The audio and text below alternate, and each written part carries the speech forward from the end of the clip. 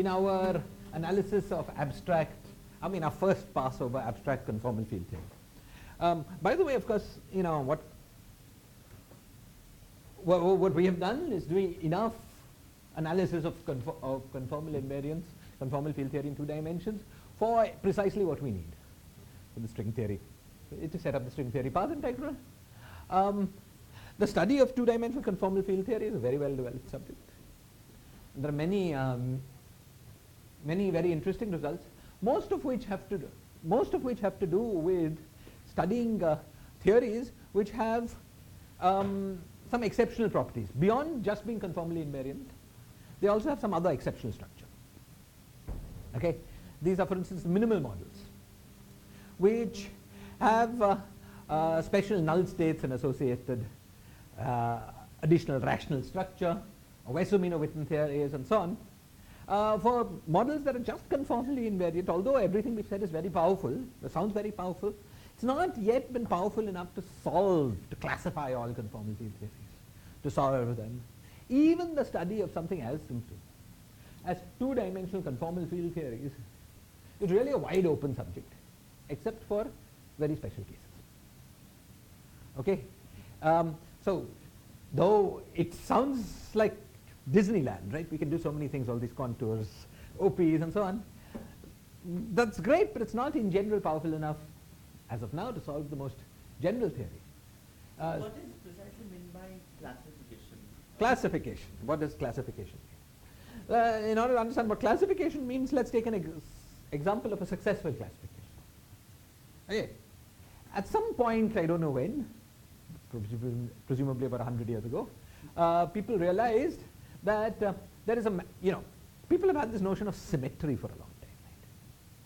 Right? But for continuous symmetries, there is a mathematical characterization of it. Continuous symmetries map to Lie groups. Okay? Now you might want to ask the following fuzzy question: what are all possible allowed continuous symmetries in a physical theory? This is a fuzzy question. 200 years ago, somebody might have thought of it, and I have no clue how to answer it. In a physical quantum mechanical theory. Okay, 200 years ago, there was no quantum mechanics, but okay. Now we know how to answer it, because symmetric groups map to a precise mathematical structure, namely that of Lie groups. And then there's this remarkable theorem that the set of Lie groups is classified. Yeah. And all possible Lie groups have been written down. They're not finite in number, but they're innumerable. So you enumerate them, then you're done. So if a theory has any symmetry, it has to lie within this list. This, in that context, is what was meant by classification. What is meant by classification of conformal field theory is very similar. What we've got is fixed points of the renormalization group in 2 dimensions. We want critical behaviors of a 2-dimensional system. We have this notion of critical behavior as second-order phase transition. Different second-order phase transitions can have different critical behavior. You might ask, what are the possible sets of critical behaviors physical theories could possibly have? The answer to that question is obtained by classifying all 2-dimensional conformal field theories. If you can make a list of all 2-dimensional conformal field theories, you've classified all possible critical behaviors, just like Lie and friends did for symmetry. That's what's meant by classification. Now it's actually more interesting than it sounds, because of the following thing. The way we understand quantum field theories is the following. It's not usually said this way in textbooks, but if you think about what people do, this is what it amounts to. Our current understanding of quantum field theory is this. Quantum field theories are defined as RG flows away from fixed points of the renormalization group. Okay? So in that sense, fixed points of the renormalization group, which may or may not be free, are the mothers of all quantum field theories. Literally. Flows away from them give rise to the full set of quantum field theories. So if you can classify all these mothers, you've in the end classified all quantum field theories. So this is a classification of all possible continuum. Just whether it's a useful thing or not depends on how complicated the list is. We want something like Lie groups. That's what it meant. Okay. Yeah. It's a grand goal of mathematical physics, and may actually be hardest in 2 dimensions. because to make classically conformal theories is very easy to do. The scalar fields are massless. Any function of a scalar field is classically conformal. It's harder and harder to make classically conformal things in higher dimensions. So it may be that the first successful classification program will have occurred in 6 dimensions. Okay? But in no dimension with no reasonable set of assumptions has the classification program for quantum field theories yet been carried out in a clear way. And it seems to me to be a grand goal of mathematical physics, which will have likely have as much impact, if not more, than as the classification of Lie groups has had in all areas of mathematics and physics. Whether we're near to achieving it or not, who knows? Okay. Great. Fine. So, great. This was in relation to the comment that two-dimensional conformal field theories are, even this relatively simple class of quantum field theories, not very well understood except in special cases. And much of the study of two-dimensional conformal field theory, if you wanted to go ahead from what we've done, would be to start studying these special cases. Okay? This we're not going to do, certainly not now, maybe at the end of this course if there's special interest. But at the moment we'll just proceed. Okay? Before ending this discussion though, I'm going to end with a discussion just of the one special theory that we started out by trying to study, namely the theory of free bosons. Okay? So the theory of free bosons is a theory with this field X. Okay? And if you remember, we solved this theory. We solved with this theory on the cylinder. X was made up of zero modes, left movers and right movers. Okay?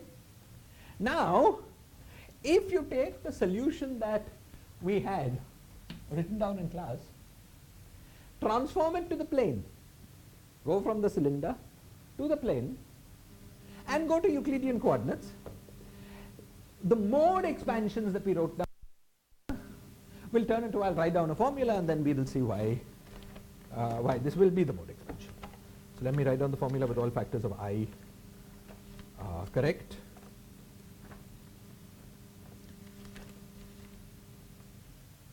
Yeah. So it will be maybe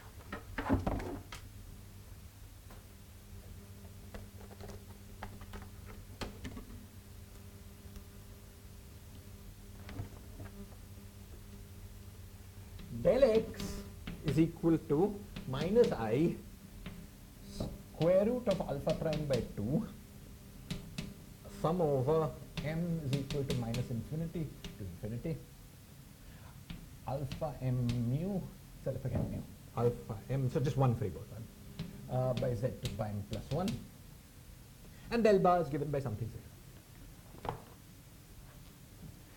Okay? If you go back to your notes and look, we had a zero mode part, a left moving part, and a right moving part. Now what I've done is take one derivative, so it kills the zero mode part. It also kills the right moving part because I've taken, let's say, z derivative. Okay, so I've kept only the left moving part. You go back to your notes, you'll see all these structures. You'll see the minus alpha prime by 2, we obtained this with a lot of trouble. You'll see the minus I. You remember I got it wrong once. I didn't put the I and we got the wrong commutation relations for the alpha m's, and then realized that was because I hadn't put the alpha I in, that would have made a non-Hermitian. That's that minus I. And in our mode expansion we had alpha n by n, but that was because we were dealing with x, not del x. You take a derivative that was multiplied by e to the power I n sigma plus, that will get rid of that n. This is in Euclidean signature. So I've just gone from the cylinder to the plane using the usual map, the map we talked about last time, right? The W to Z map, and using the fact that this quantity here is a primary field. It just transforms like delta. Okay? Just a question we asked, yes. Right? So originally our mistake was that in writing x, we were supposed to put in a factor of I. Yes. And then taking the derivative wouldn't that bring down an additional factor of I? So Yes, but there is a third factor of I in transforming from W to Z. Remember, W is the power. Right. Okay, so you do that, you get the i's. Excellent. Okay, great. So now what I want to do, just as an exercise, is the following.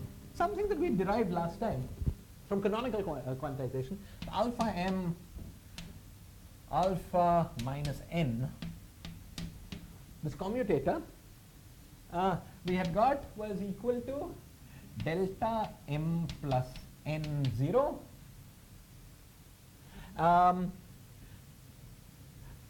delta m plus delta m comma n if m is greater than n, right? So how do we say this? No, with an m. That's right. Yeah, let's set it right. We got this commutation relation. Remember, this is we had the trouble because we were getting minus m. But this was the right answer. Okay, positive m's are annihilation guys, negative n's are creation guys, and this is a dagger is equal to positive. Okay, as an exercise in this theory, I'm now going to see if I can recover this commutation relation. Okay, I'm going to see if I can recover this commutation relation directly in Euclidean space. Okay, so what we're going to do is now study this theory ab initio in Euclidean space as an exercise for studying a very simple quantum field theory, and see what we can see if we can understand everything that we already know about the theory, but in a new sophisticated contour kind of language. What? Use the two-point function. Exactly. So the first thing we're going to do is to start by writing down the action. Okay. So the action was 1 by 4 pi alpha prime integral d2 sigma del mu x del alpha x del alpha x. That's the action we started with. We just use that action on the plane, but now in Euclidean space. Okay, and now we need to know what our conventions are. So z is equal to sigma 1 plus I sigma 2. Z bar is equal to sigma 1 minus I sigma 2. Okay, so let's keep this in mind and work out various things. The first thing we're going to do is to work out the two-point function, as Neil suggested. Okay, so we're going to work out the two-point function. How are we going to do it? Well, we just use the Schwinger-Dyson trick within a path integral. Okay, so what do I mean?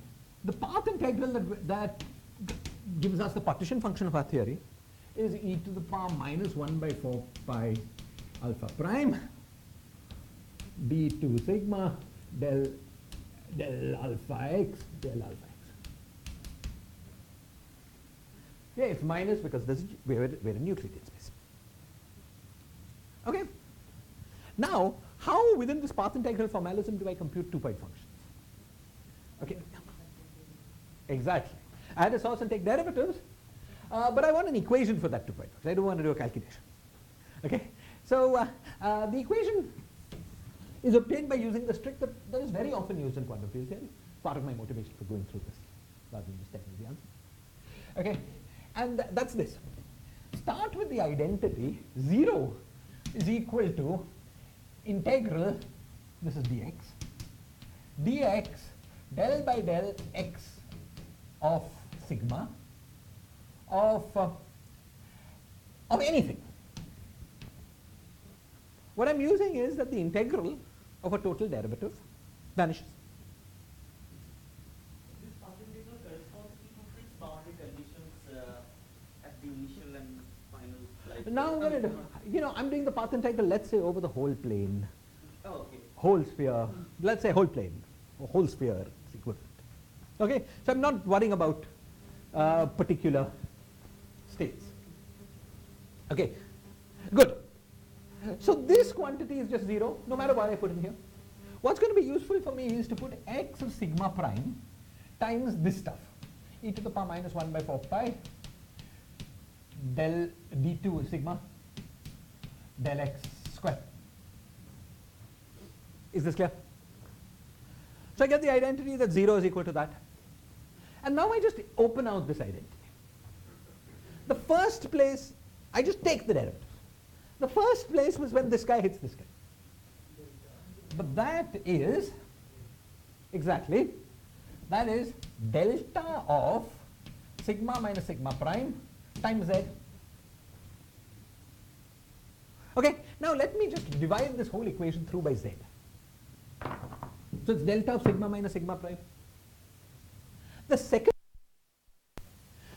term is when I hit this guy. When I hit this guy, what will I get? I will get minus 1 by 2 pi. 1 by 2 pi because with the 2 x's. Okay? Then, now, in order to do this, I take this del x squared and put both the derivatives on 1x and differentiate the other guy. Taking the other derivative on 1x gives me an additional minus sign. Okay, so we get a plus. Okay, then I differentiate the guy without the del. So del squared of x of where I differentiated. Sigma, and the x of sigma prime is still there. And then all I have to do is put an expectation value here. Why do I put the expectation value? It's because I've got these two insertions, and I've got the overall e to the power minus action, and I've divided by z. That's what expectation value means. Okay? So now, as we've explained many times, within path integrals, del square can just be pulled out. Okay? So what we get is the relationship del square by 2 pi of x of sigma, so this is del sigma square, x of sigma prime is equal to minus delta of sigma minus sigma prime.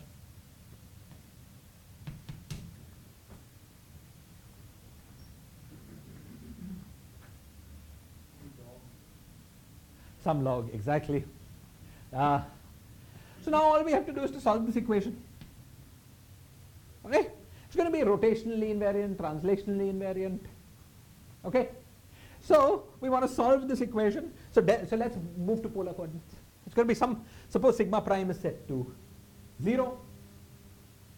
Sigma is some number but in polar coordinates. This is the function, let's remember what del square was in, okay, it's del squared of by 2 pi of, let's call this whole thing g, is equal to delta. It's the equation we want to solve. There are many ways to do it, one of which is you use Gauss's law. Think of this as del dot del g by 2 pi is equal to delta. So this is the electric field configuration. This is the electric field configuration of, so clearly del g has to be equal to del g, and then we convert this as a surface integral, exactly. So del g has to be equal to r hat by r times when I do the 2 pi integral, so I get 2 pi delta. This is good. Del g is r hat by r, so then when I do the surface integral, I get 2 pi, which is perfect, yes. So del g is r hat by r. Okay. So del g is equal to r hat by r, okay. Now let's write this in terms of what g is. Okay. So g then is equal to log r, except that I've not been enormously careful because there was a minus sign. So I really want to solve this equation. So I get this equation and I get a minus r, minus r, and I've not been enormously careful because there was an alpha prime which I forgot. There's an alpha prime here, alpha prime. So under g, so alpha prime here. Okay, and then if I want to, I can write this as minus alpha prime by 2 log of r squared, which is equal to minus alpha prime by 2 log of z bar.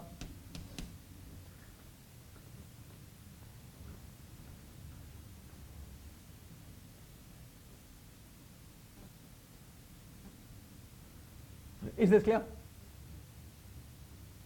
Okay, so great. We've done the first thing we wanted to do today. That is, we found the 2-point function on the plane of this free boson. It's more or less trivial. This is a useful way of getting all the numbers. Okay.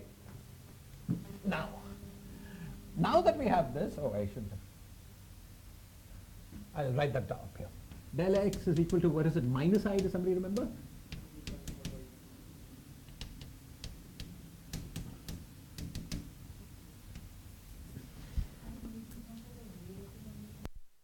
On alphas? What do you mean? You're asking what about the homogeneous solutions? Well, yeah. What about the homogeneous solutions?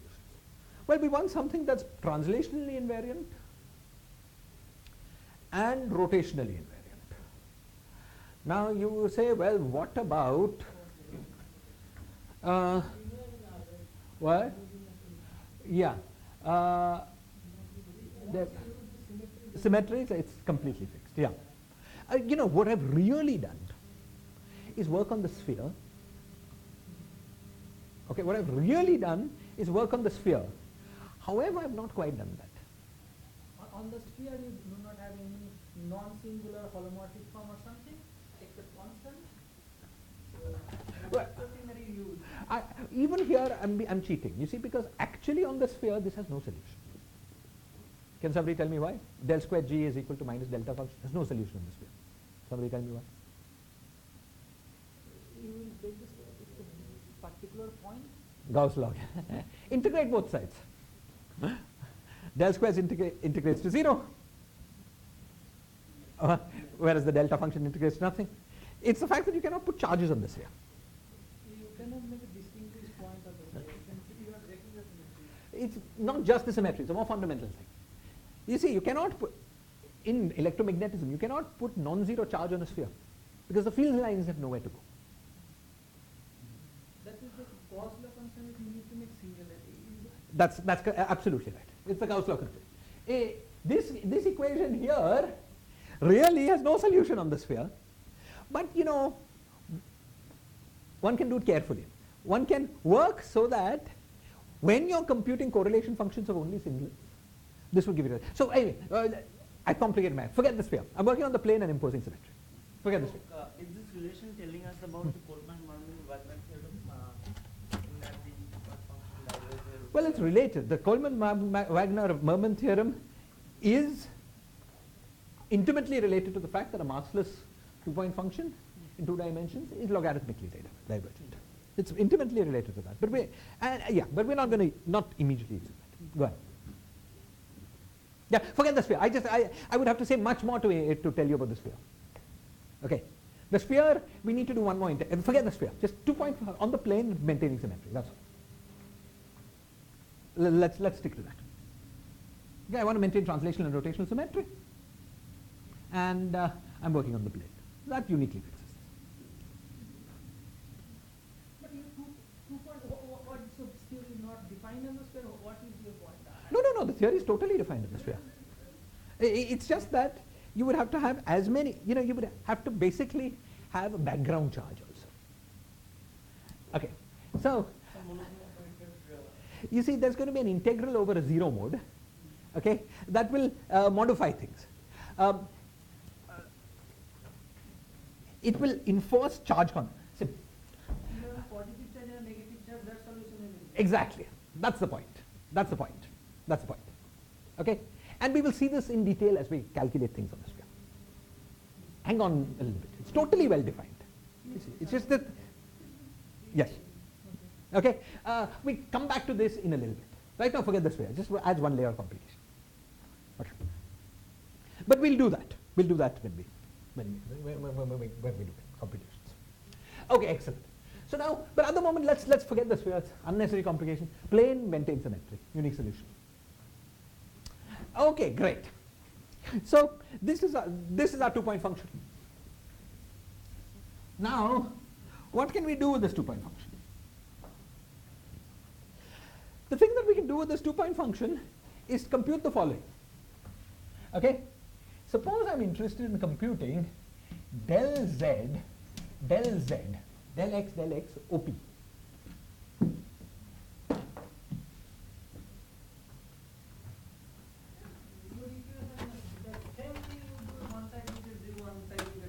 What? One side you get 0, one side you get 1 side your method. Yeah, exactly. That's a Gauss law issue. Same step with the Gauss law, yeah. Okay, so let's compute this del x of z, del x of 0. Let's compute this OP. Okay? So now let's see. What I'm now going to introduce is an object, is the following. Suppose you were in a classical theory. If you had del x at z, some operator at z, and some operator at 0, okay, and you brought z near 0, what you will get is del x square evaluated at 0. Okay? This is inaccurate in a quantum theory, and the reason for this is what we've just seen. Suppose you take this object and compute its expectation value. As z goes to 0, we're going to get infinity, because we'll get this log and we'll have to differentiate it twice. It'll go to infinity like 1 by z squared. Is this clear? Okay? So this operator, thought of as an insertion within a path integral. Del x of z, del x of 0, thought of as an insertion within a path integral, is not going to be just del x of 0 the whole thing squared. You see that because that thing is finite. Okay? I mean, or in another way of saying it is that del x of 0 the whole thing squared will be ill-defined, will be infinite. So what we want to do is to define a well-defined insertion into the path integral. Okay? This quantity here is of course completely well-defined as z is not 0, but we want to take the z goes to 0 limit, and that naively would give us something ill-defined. In this free theory of x's, there is a very convenient way to define an operator insertion that will give us good results. And that convenient way is this. Define conformal normal order del x's to be del x of z, del x of 0. This by definition is the same thing as del x of z, del x of 0 minus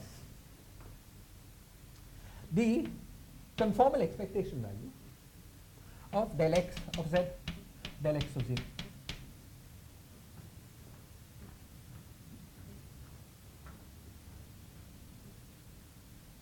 Okay? So this symbol here means this. And we're going to generalize what it means for more than two operators. Something like normal order. So the expectation value of this operator would go to 0 as it goes to 0. Exactly. By definition, the expectation value of this operator is 0. Finite z, it's non-zero. Because you just take expectation value, you get 0. Yeah. Okay? So this quantity is not yet an operator, because it's defined as z and 0. But now if we take the limit z goes to 0 of this object, this is now a modification of the path integral at z equals 0. Okay, at a point, and therefore is a local operator. Because that's what it you see, suppose I take this insertion. I insert this and subtract this times identity. Okay? I path integral. Z 0, this is something I do to the path integral. Some modification of the path integral. But as I take the limit z goes to 0, this modification happens only in a small neighborhood of 0. Any modification of the path integral that is local at a point A, at a point, is a local operator in any well-defined modification of the path integral. Local at a point z is a local operator insertion in the path.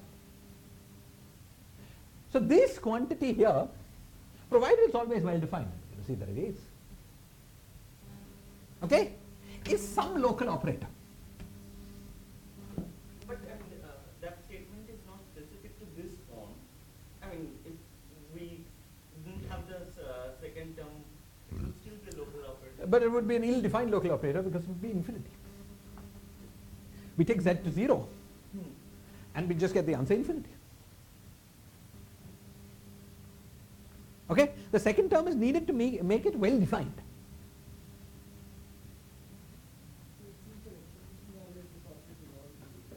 Expectation of this value of this operator is always 0.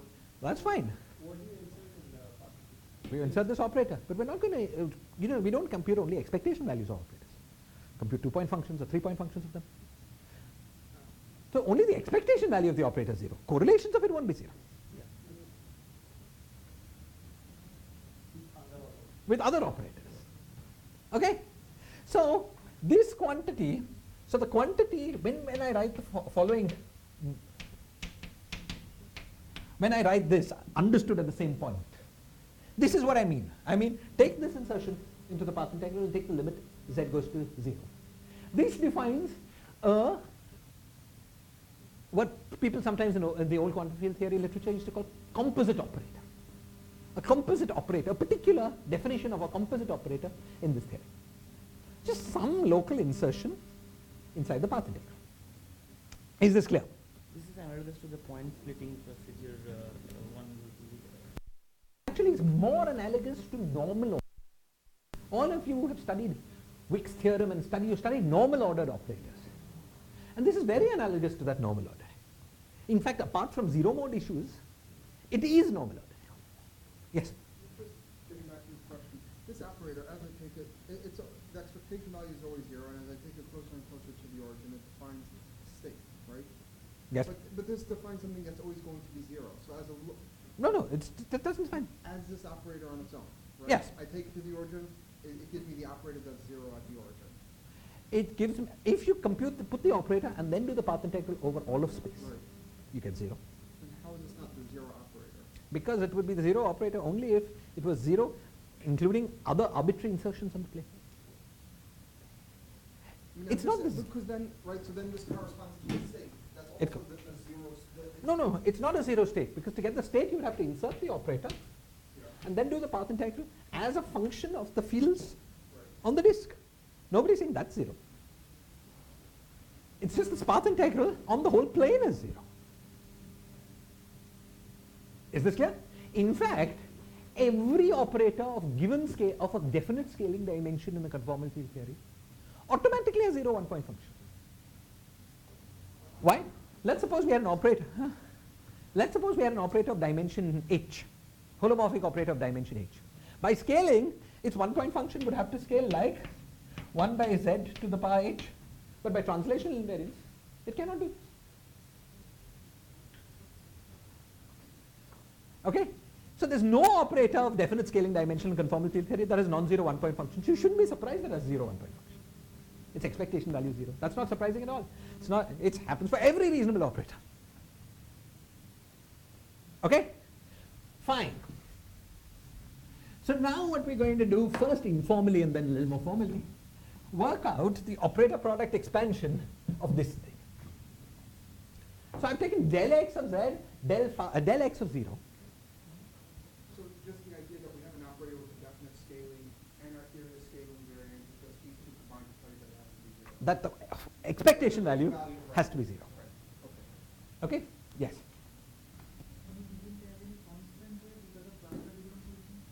I didn't add a constant because of cluster decomposition. Now, of course, let's see. I'm actually going to use this only for operators of this del x form. I'll go for scaling value. Scaling, then you can store it. Classification and rotation will allow that. Will allow what? A constant. Addition of a constant. No, but it wouldn't have the right dimension. That is what I said. If you look for scaling, Ah, then you can store. yes. So okay. So the general statement was, given any operator of non-zero dimension in a conformal field theory, that has to have 1-point function 0. Okay. Now, if you're asking about this formula, I could have added a constant term. Now, I could have added a constant term and actually, Because the only operators are derivatives, right? yeah, exactly. You see, I've got this log r square. Now, this log r square is ill-defined. So, in some sense, there is a hidden constant in this thing. Okay, but I'm going to, as you said, I'm going to just take derivatives of it, at least for now. So we won't have to worry about that. Okay, the constant will play basically no. Okay, if it ever comes to playing a role, we'll come back to that. That constant is closely related to the sphere question. Yes. What? Yeah, the Indranil is saying I've got to, if I'm just solving a differential equation like this, there is a zero mode that's translationally and rotationally invariant, namely constant. I can add that, and it's absolutely right. Absolutely right. And in some sense here, this answer made no sense. Because it doesn't obey dimensional analysis. What is log r? R is a dimension-full quantity. Okay? So if we did it in particular regularization scheme, we would get a cutoff here. We'll get r square by a square. Changing the regularization scheme will change your thing by a constant, by Indranil's constant.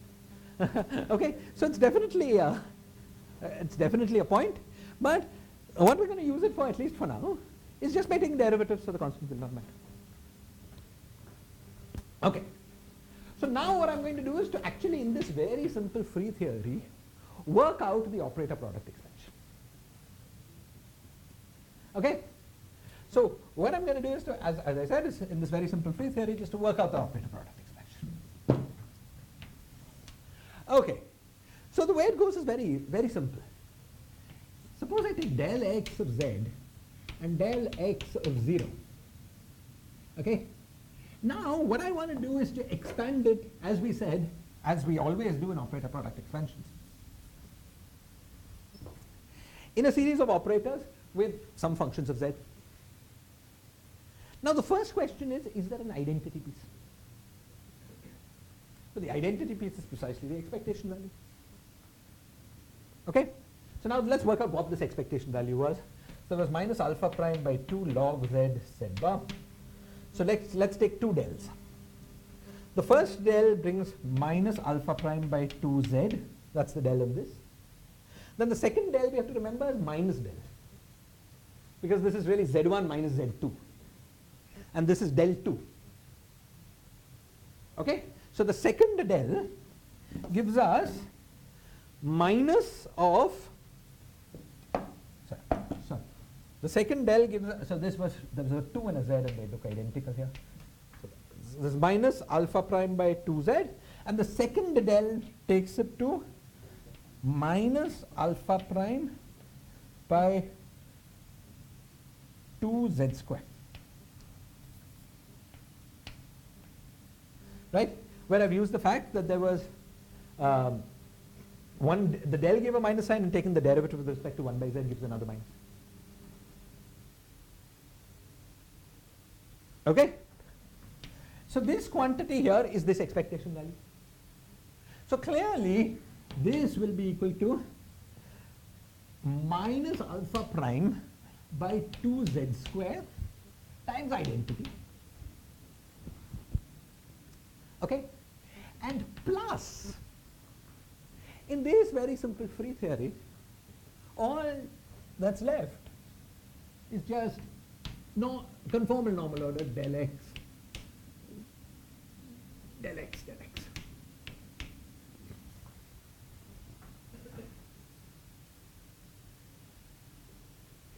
You see, this of course is just a definition, right? So all I've done is take this to that side.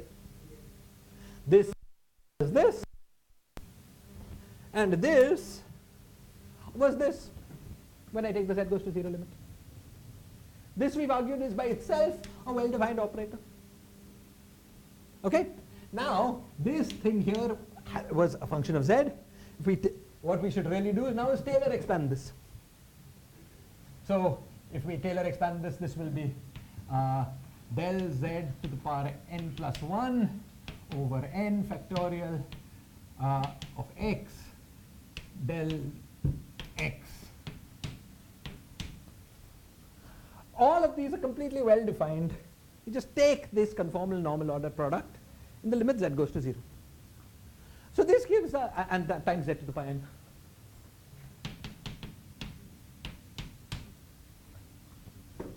So in this very simple free theory, all I've done is take this and Taylor expand it.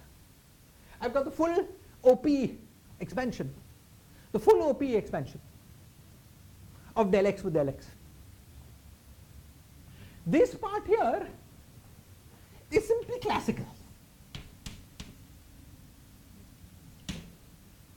You take a classical field del x at z, multiply by classical field del x at 0, and you do a Taylor expansion, you get that part. That's all we did.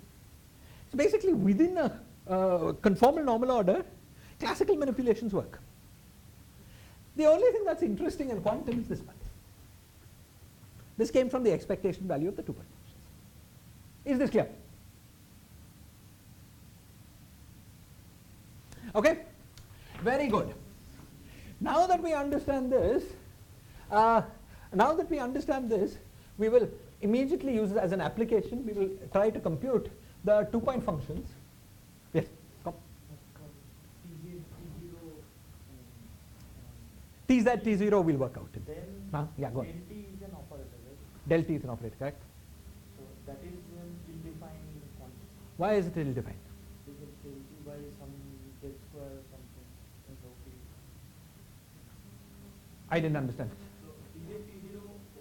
Because t by some ill-defined quantity.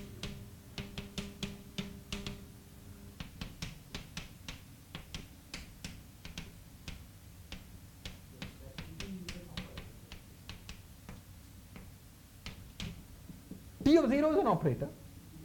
The coefficient here blows up, but the operator is well defined.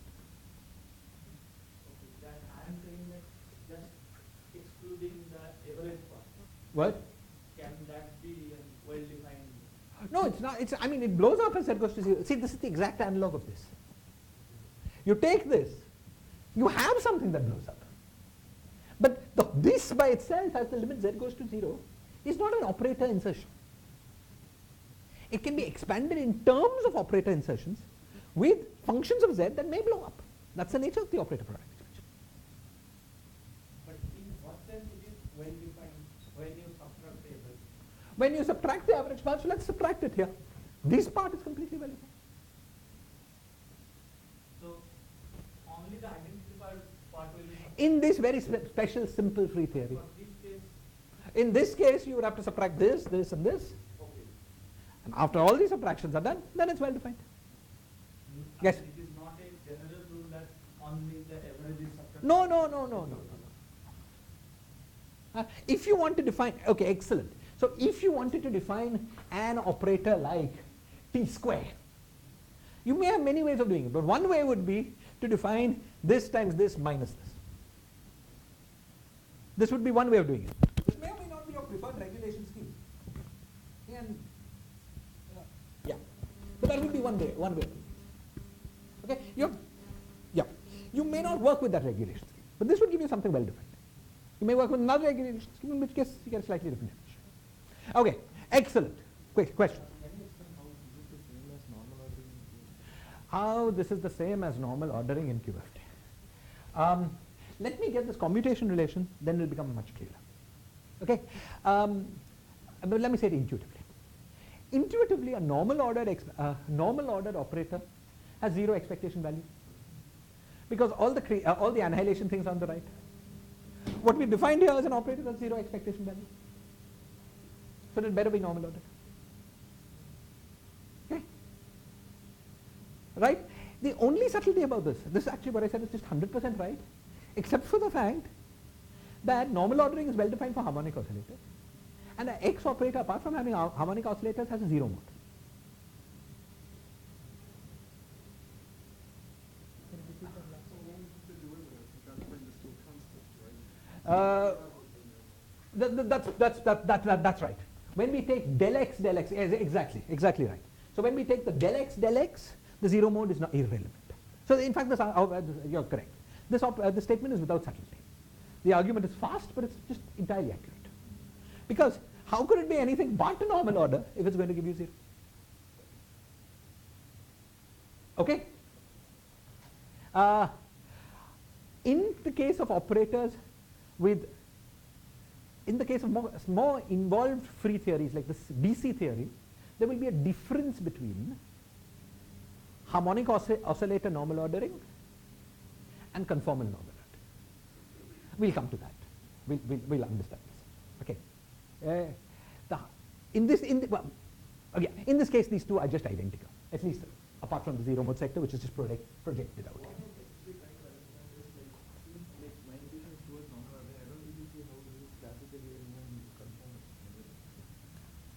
You don't see how this is classical.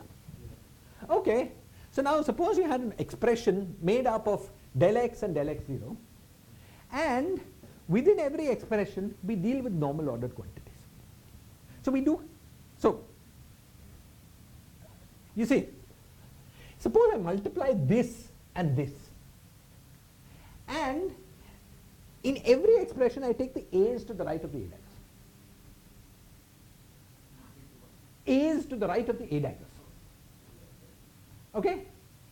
After that, this just behaves like a number. Yes. So that's Taylor expansion. Yes, I understand it for normal ordering. I don't understand it for conformal ordering. That's why I asked why it's Your question is why are we allowed within this thing to do ordinary Taylor expansion? Is that the question? No. Like, the explanation you gave for classical, like how we behave classically, is for normal ordering. Like we can make A past A diagonal. But what you defined here was like something slightly different from normal ordering. No. All I mean, see, all I've done here is Taylor expand. Yeah. Okay?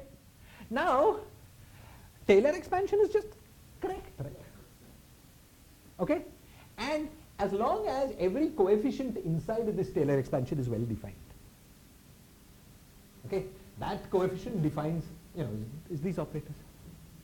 All I said about the classical is the following thing. Let's suppose you had two classical fields. You insert one at z, the other at 0.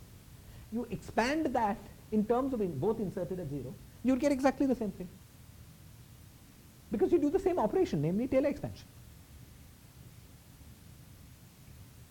So nothing deeper than that. Don't think of normal ordering. Don't think of anything complicated. Just a trivial statement that classical fields, all you do is Taylor expand. Okay? So if you agree that you are allowed to Taylor expand within the normal ordered symbol, and that the coefficients of this Taylor expansion are all going to be well defined, then we're all set. Okay? That last statement you may quibble with. Anyway, we'll have a proof of that. Which one? Yeah, this one is 0. And the left one? Left one is at here it's at z, and here I've Taylor expanded that z dependency. So that is not in that line. Question? Partition function of the z theory. This x theory, the part action that you have. It's a partition function we'll work out in great detail at some point, but it's going to be this eta function to the 1/4 times a free boson times a zero mode part.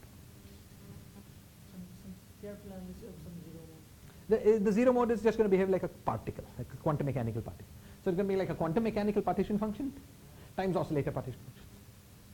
Do you want to work it out? We can work it out quickly if you want. Okay, let's quickly work it out. Sir, just one Okay. question. In that manipulation, we have we have del x z and del x 0. Mhm. So we have created the derivative from x0 to the other side to obtain the final expression, right? Yes, at the price of picking up a minus. Yeah. Yes. Generally, I can just define this as definition to normal order. This is the definition of something that I call, or that Polchinski calls, conformal normal order. Yeah, but I'm just saying that, so for example, it seems here that in case of t bar 2-point function, I have to subtract t bar. So then this t bar expectation value, these three terms would automatically come in there, or I have to define something else? Well, now it depends on how you define, okay. Your question is, what is your if I want to define P0 the whole thing squared, is that the question? Yes. So you want a basis of operators. The way we're going to proceed is that we'll find an expression for t, which is will be del x times some number, as you'll see as we go along. And t squared normal ordered, conformal ordered. T squared is some operator, but we won't try to independently define it. We will have the operator conformal normal order del x. Yeah. This will I define it this way only. Just that minus the expectation value of itself. no. We'll define it by this. Okay. When we define that operator, which we will do so, but we will define it by this is equal to. Okay, let's call this 1, 2, 3, 4.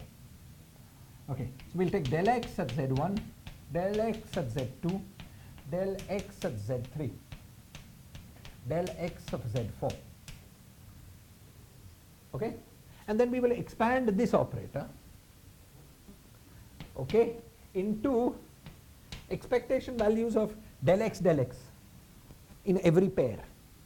Just like with contraction. It's with contractions. Plus expectation values pairwise times normal ordered what's left behind, plus the completely normal ordered guy. That will be our definition of the complete. Okay? Now that may or may not agree with subtracting out this quantity. These are two different regulation schemes. That's like sort of like a minimal subtraction of just getting rid of those infinite terms. Yeah, just the Exactly. divergence product. Exactly. What we are using here is basically Wick's theorem, which applies inside Gaussian integrals. Okay? We're going to go through all of this. Hang on 5 minutes. Okay? So this is how we're going to define. You see, you want a basis of operators. Once you've got the basis, everything else you can define will be expressed in terms of that basis. Now, if you define something else like this, we can ask what it is in terms of this. You might want to say, okay, I'm going to define t of 0, the whole thing squared, by t of 0, limit z goes to 0, minus this. You're free to do that definition. But that's just some operator. And I can re-express it in my basis. I'm going to choose a convenient basis and we'll always work in that basis. Okay? I will not use your definition for t's. Okay? You're free to do it. Okay. Is this clear? Okay. Let's go ahead. So let's first perform a sanity check. And our sanity check is let's check if that we are let's use this for something. Okay, so we've got that. Let's use it for something. What are we going to use it for? We're going to use it for the following thing. Let's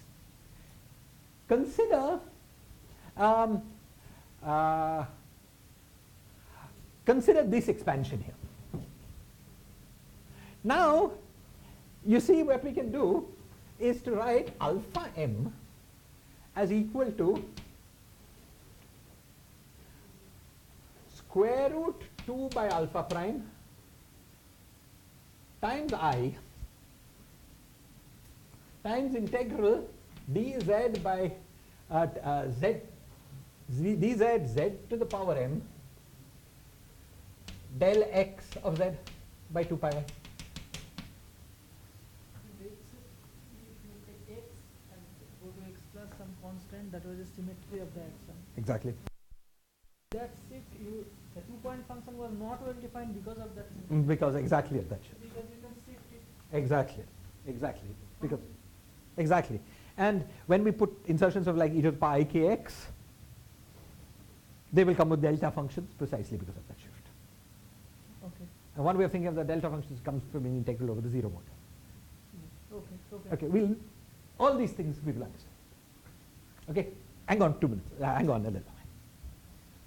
Okay, is this clear? Okay. So now this is just we see that the relationship between alpha and del x is analogous to the relationship between LMs and T's. Another way of saying it is that alpha m is a charge and del x is a current. Right? Now we've already worked out using our fancy contour tricks how to compute commutation between charges in terms of OPEs between currents. Okay? So if we want a commutator of alpha m, alpha n, what is this? It's simply the residue when we take this current. Okay, so let's be careful about this. Residue of, let's first take these factors here. So minus 2 by alpha prime, because 2 of these factors.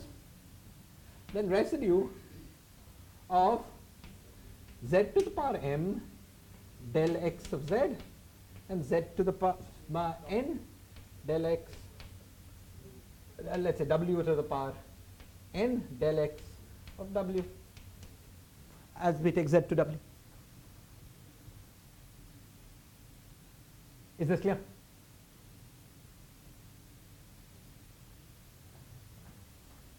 Okay?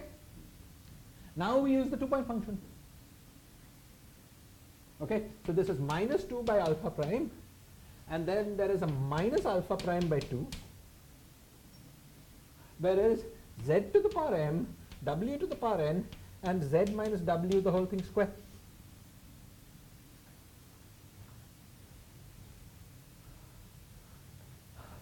So this cancels this, and now we need the residue of the pole. So we have to expand z to first order Taylor expansion around w, then set z equals w.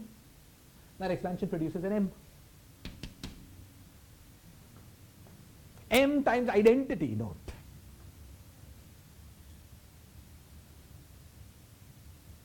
What was the rule? The rule was that if you get something times a current inside the residue, then the commutator of the two charges is that thing times the charge generated by that current. In this case, the current is identity. It's just identity.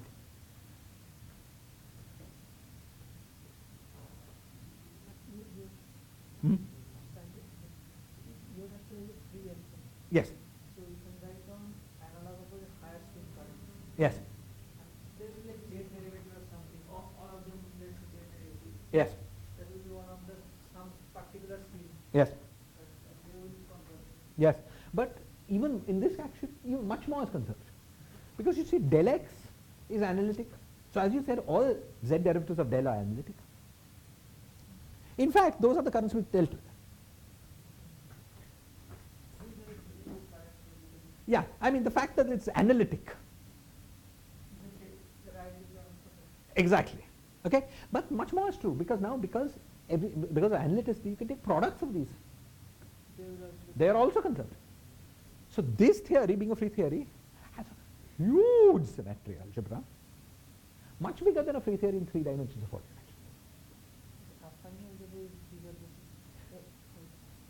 This is a massive algebra.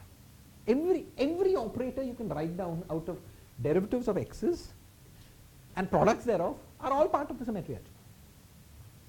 It's got a huge holomorphic algebra. What is that? People have done something named W infinity, something. Yeah, okay, some much name. more than a higher spin symmetry. Much more than higher spin symmetry. Higher spin symmetry is a baby symmetry compared to what this guy has. Yeah, because you can product this. Yes. Yes.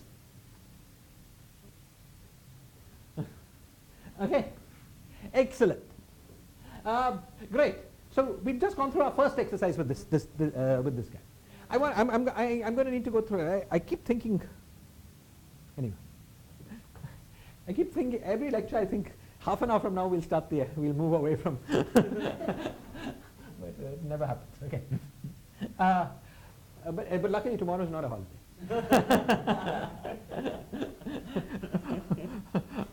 Okay. The next thing we're going to do is to understand the stress tensor operator in this theory.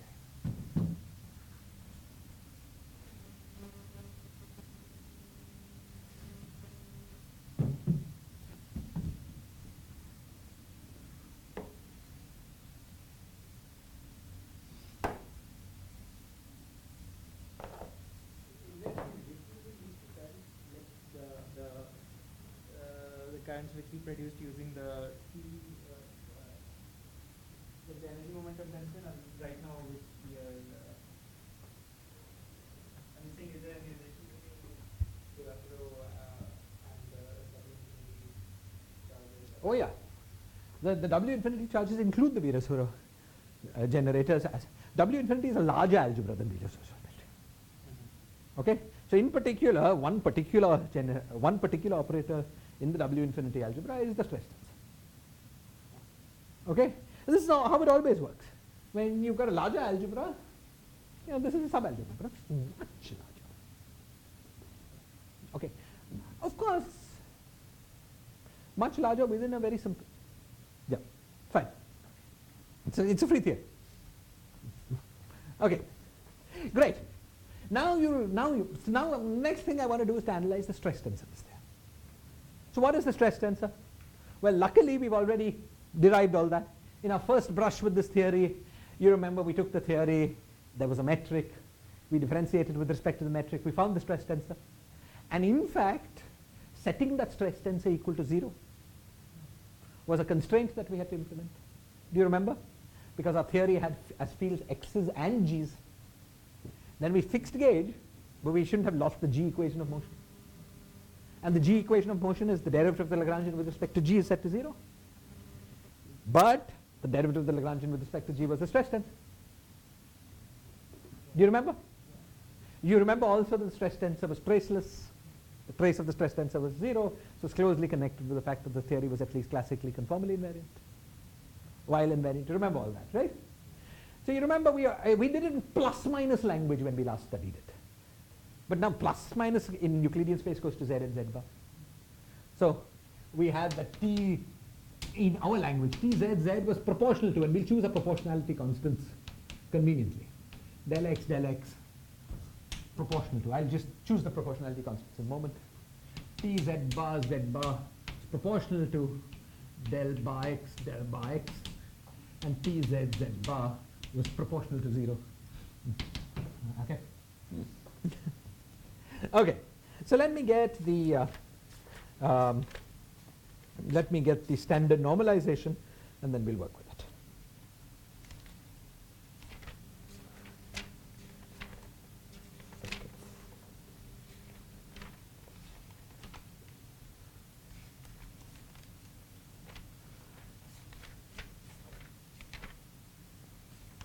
I can find it, or we'll just work it out.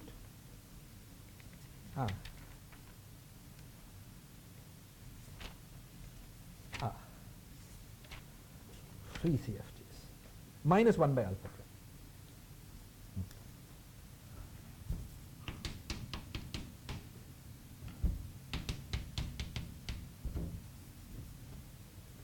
prime. Okay. So as our next example of generating operator product expansions, okay, what we're going to do is to check the Virasoro algebra for this particular theory. And we're going to, in particular, derive the central charge, that C quantity, for this particular theory. Okay? So let's do that. Some formula that we need to remember always is del x of z, del x of 0 is minus, was it minus 1 by alpha prime? 1 by alpha prime, right? Minus alpha prime by 2 z square.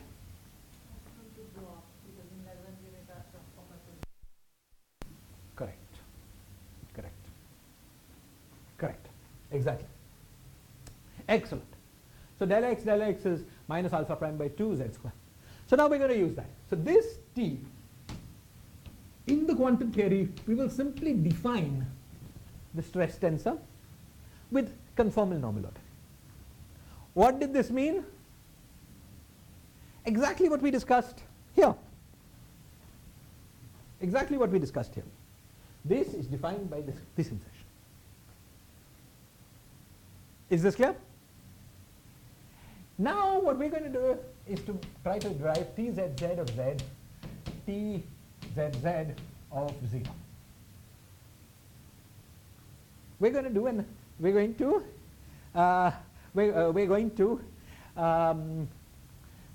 to expand this out. Okay. what I'm going to use is that Gaussian integrals obey Wick's theorem. Do you understand what that statement means? Okay? Let me just make that statement. Suppose I have a Gaussian integral here, which is of the form e to the power minus alpha mn xm xn, let's say by 2.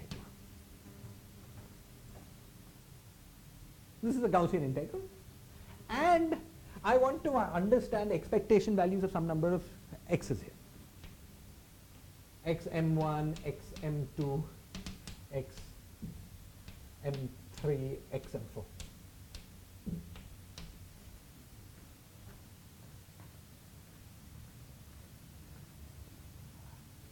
Okay?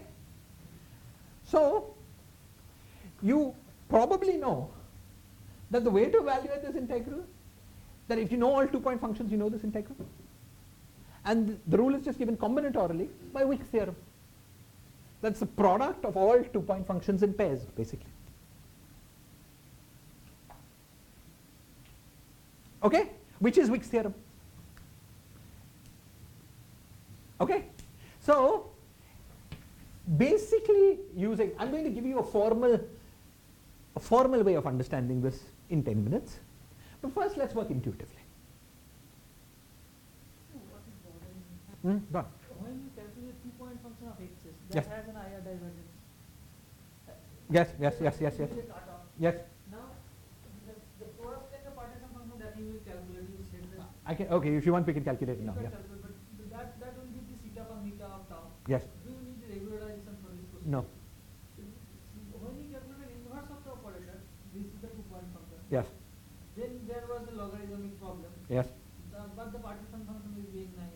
Yeah, you're worried. How could? So this is the puzzle I am getting puzzled. So sorry, but this is the puzzle I am getting. Yeah. Calculating inverse, you are getting some problem, but when you are calculating determinant,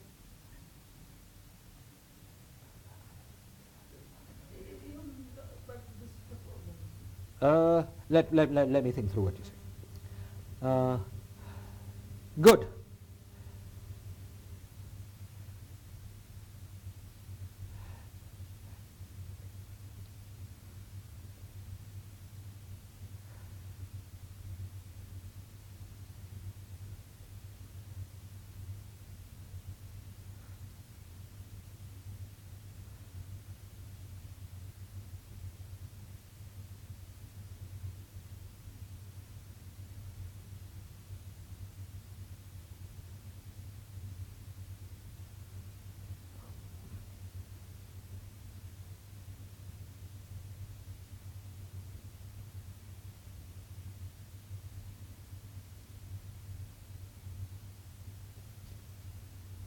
Well, you know, when I say when you compute partition function, you're not going to have a problem, it's not completely, of course, partition functions always have some undefined stuff.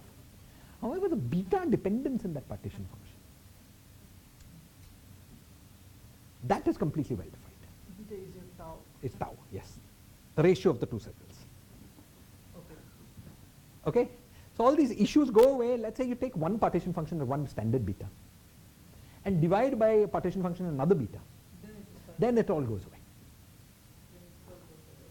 This is the usual kind of thing. We always divide by the partition function and then become nice. Yeah, another way of saying it is that you will choose your regulation scheme to make the zero temperature of energy zero.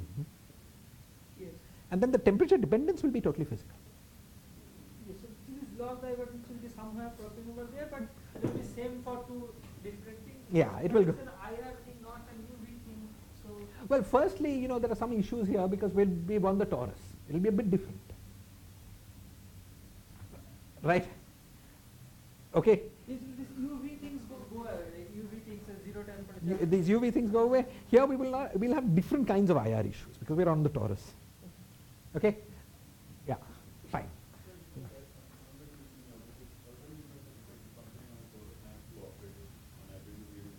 Yes.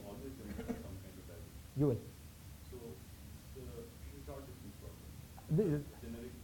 No, no. His question was, what about inside the R squared if there was an A squared? You see, his question was there was log of r square, but on the plane there's no other scale. So there must be some sort of cutoff here. Okay? However, on the torus, there is another scale. Yes. Okay? So this question is not as sharp there. There it's not that sharp, but on the plane then You see, the plane, the partition function will be basically ill-defined. basically then it will go to the time. Yeah. What is well-defined? I mean, ill-defined meaning you'll put some regulation scheme to make it defined. Okay, then both of them are nice. Yeah. So that was his concern. Yeah, sure. On the torus, you'll have exactly the same short distance divergence. Always, that's a general feature. You always have exactly the same short distance divergence on any manifold. The leading divergence. Strictly local. Which are the UV things? Which are you? Which is different than this one. Yeah. Yeah, he was worrying about the IR problem.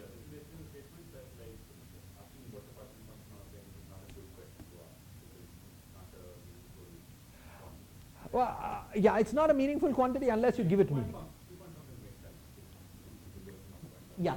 On the other hand, partition function on torus is a perfectly physical thing, and more precisely, the dependence of that partition function on the moduli of the torus is entirely physical. That is really what's physical. The ratio of that, you take some standard torus, calculate whatever regulation scheme you want. And the ratio of like z at tau by z at some tau naught. All the ill-defined things will go away in this ratio. And this will be completely well defined. Okay. Okay. Yeah. Okay, sorry. So now let's try to compute this OP, first proceeding intuitively, basically using Wick's theorem. Okay? So how do we do this?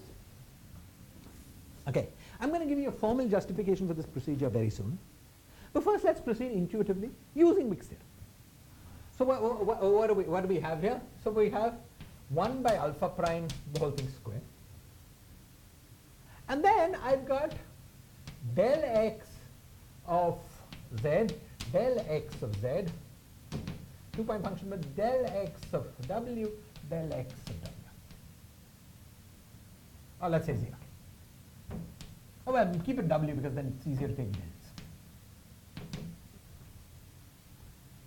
Okay. Now, what does Wick's theorem tell us? It tells us that up to contractions between these, after we do all possible contractions across, see, this is the normal order thing. This is the normal order thing. So you can't contract within a normal order expression. But you must cross contract. After you've done all those contractions, what's left is completely normal order.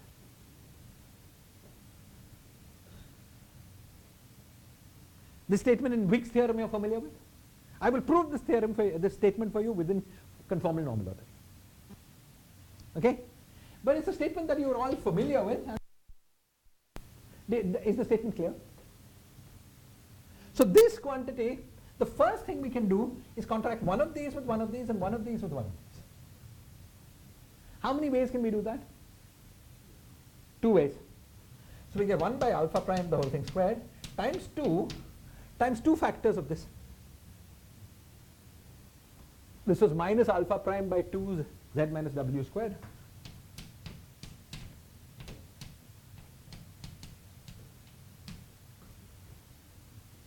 Square. This is the most contracted term. Clear? Then there's something else you can do. Just contract one of these with one of these. And whatever's left behind is normal order. How many ways of doing that contraction? How many ways of doing that contraction? Well, yeah, let's say 4. Yes, you're right. Because we could choose 2 ways here which one to contract and 2 ways here which one to contract. So plus 4 times, let's put that 1 by alpha prime squared totally outside, times minus alpha prime by 2 z minus w the whole thing square, times normal ordered del x of z del x of w. Or we can finally contract nothing.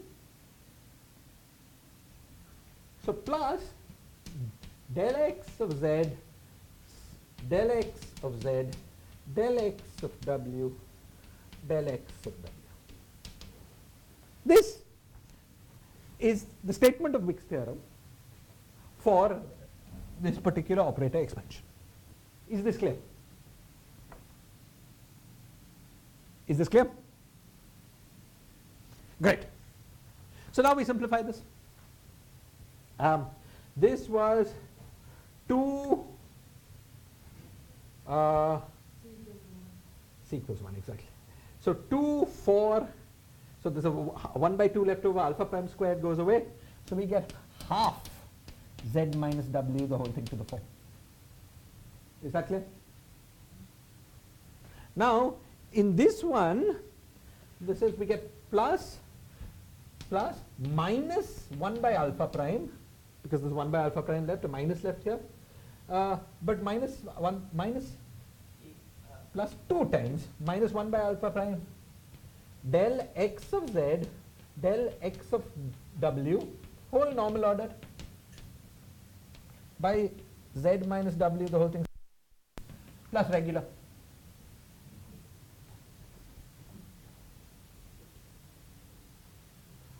Okay, this is looking pretty close to the Virasoro algebra. However, not quite, because where's the del t term? But of course here what you have to do is Taylor expand this object. This term is del x of z, del x of w. We Taylor expand. So the final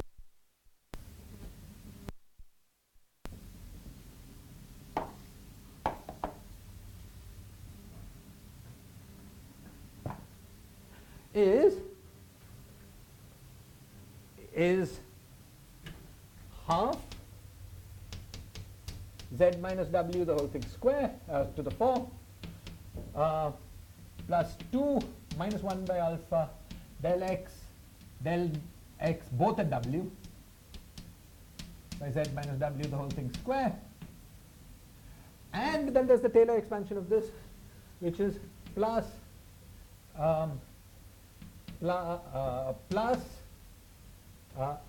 minus 2, so minus 2 by alpha prime del squared x of w del x of w by z minus w. That's the Taylor expansion. But notice that this is the same thing as, without the 2, del of this quantity.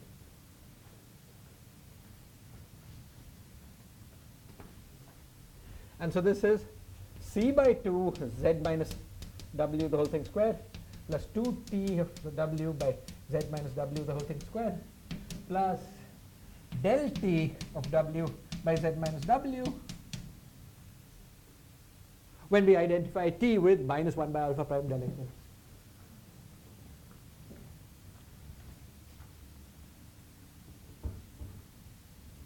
So you see, very beautifully we find the general structure of the Virasoro algebra coming out in this free theory. Okay? And we've got one bonus. This works only if we identify, as Neil said, with c equals 1.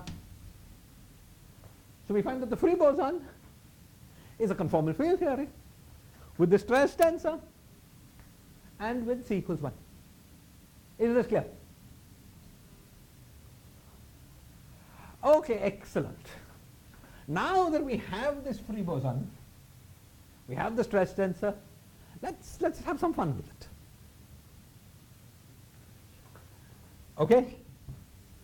So let's have some fun with this.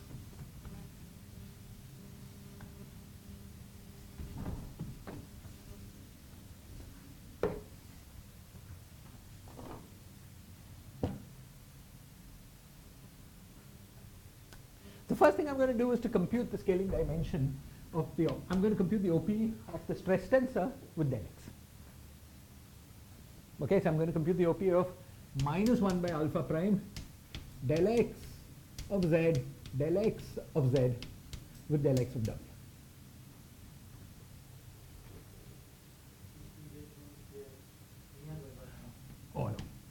This is normal ordered.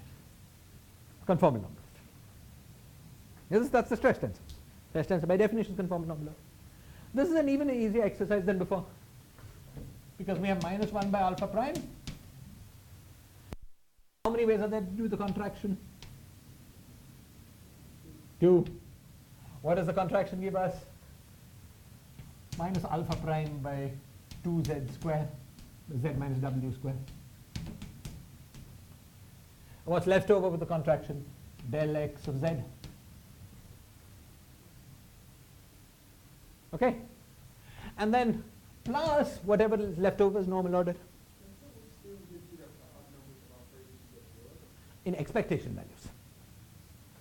What I'm doing is using Mixed theorem to expand the product of operators in terms of normal ordered operator. Okay? You guys are familiar with this, right? Yeah. What? It doesn't need normal ordering. Because no two things are coming together. So you can call it normal ordered if you want, it makes no difference. Okay. Well, what does normal order mean? It means subtract away expectation value, but del x is expectation value 0. Okay. Plus -1 by alpha prime. Okay, I've got the 1 by alpha prime out. Plus del x of z, del x of z, del x of w, normal order. This is, now if you Taylor expand this, you've got the exact OP expansion of T with this. Okay, but this, we know it's analytic. We won't even bother with it. So we forget about that, everything non-analytic is coming from here. Okay, so now we play the same game, minus alpha prime 2, 2, right? So it's del x of z by z minus w, the whole thing square. But we're supposed to expand not at z but at w. So that's equal to del x of w by z minus w, the whole thing squared, plus del squared x at w by z minus w, plus analytic. Del squared x is of course del of del x. Maybe we should write that. Okay, what is this OP expansion? Have we seen something like this before? Exactly, it's the OP expansion for a primary operator at h equals 1. Derivative, any local operator will have derivative by z minus. But the fact that there was only a z minus w squared, nothing higher, and that the thing came with the same thing, that's the primary operator. The primary operator with h equals 1. So we conclude that del x is primary with h is equal to 1.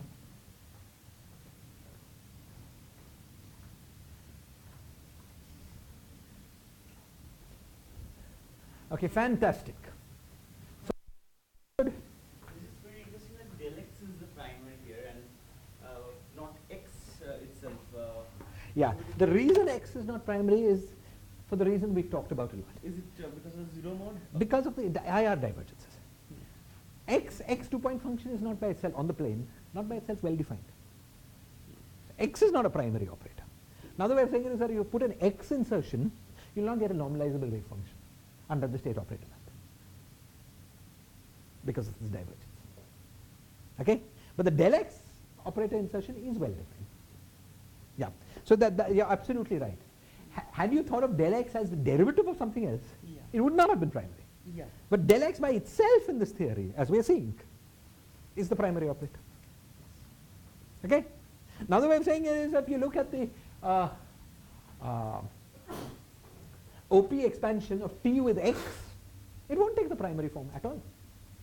Because you see, one of the del t's will hit the x, we'll get 1 z minus w, that will be the derivative of x, any local operator has the derivative term. But that's it. The most singular piece will be just 1 z minus w. And the coefficient of that thing is derivative of that operator. It sort of behaves like an operator of dimension 0, primary operator of dimension 0, except that we've already shown that no such operator can exist. Okay? This is related to the fact that the insertion of x by itself, because y are divergences, it's not well defined. Okay? But del x is. X 2-point function has these logs with the a factors that Indranil doesn't like. Del x 2-point function doesn't have that. Okay? So these are all excellent. Fine. Now, two, three more quick such exercises.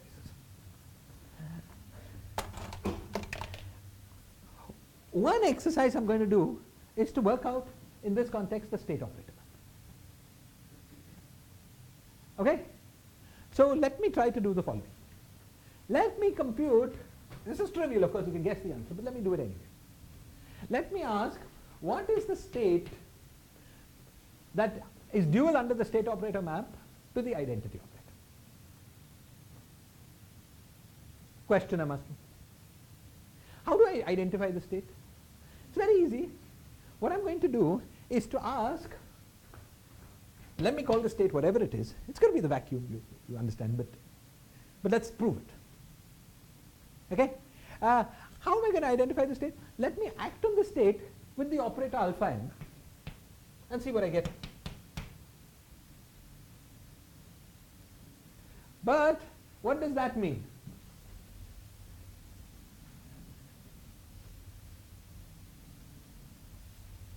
What was the current for the operator alpha n? Somebody was going to have to help me. Some 2's and alpha primes. It was z to the power m del x I Square root 2 over alpha prime. and then this. Okay? So how do we know what we get when we act with this on the identity state? Well, we act with this on any state. What we're supposed to do, put that thing at the origin and take the residue. Do the contour and take. Okay. So what we do here is we act with this. So we take this and we put identity here. Now what we see immediately is the following. According to the equations of motion, which we derived earlier in this class, the Schwinger-Dyson equation. According to the equations of motion, del squared of x is equal to 0 apart from contact terms. You remember we used that contact term to determine the 2-point function. We use the contact term inside a 2-point function to determine the 2-point. Okay? But del squared of x, insertions of this as an exact statement of the path integral are 0 unless this x hits some other operator insertion. Now, identity is no other operator. So this del x insertion is analytic within the path integral. Okay? So the del x insertion is analytic within the path integral. If you have a z to the power minus m here, then all bets are off. Why? Because this some z here, you with Taylor expand, you can get some poles.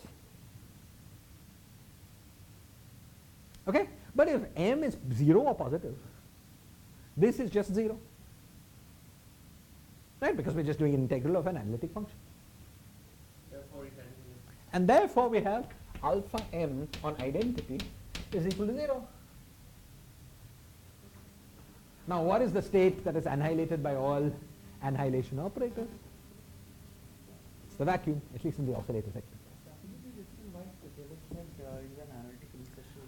Why is del xm an analytic insertion inside the path integral?